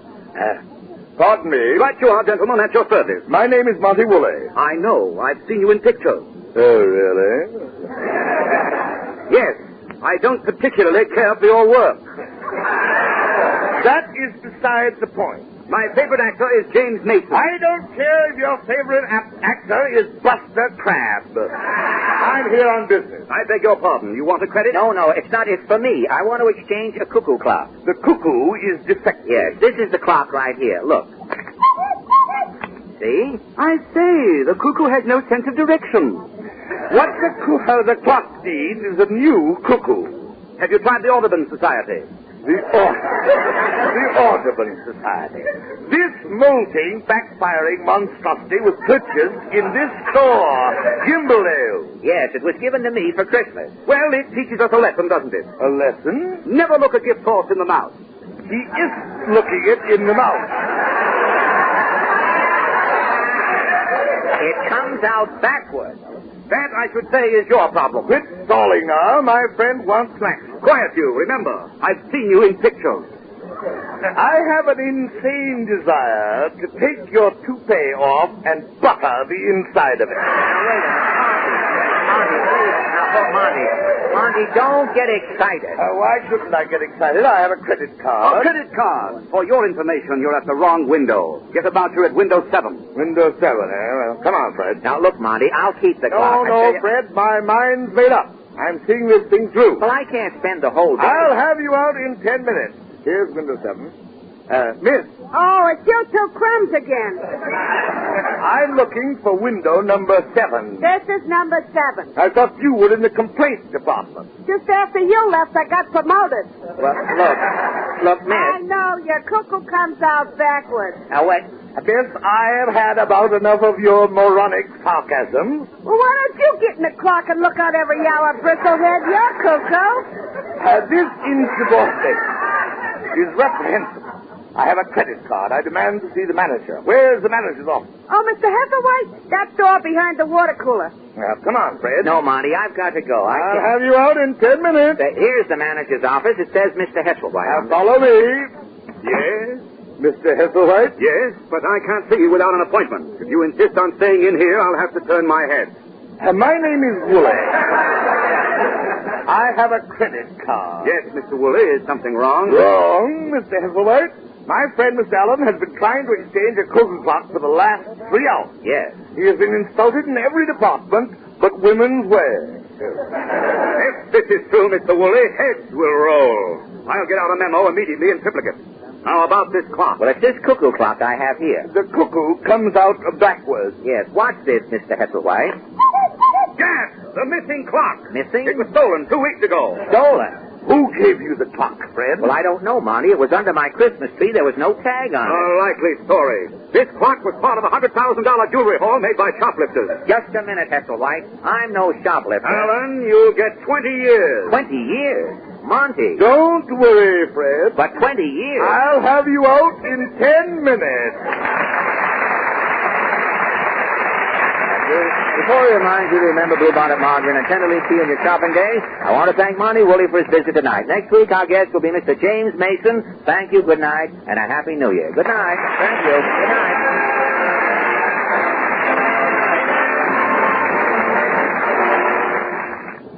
This is NBC, the National Broadcasting Company.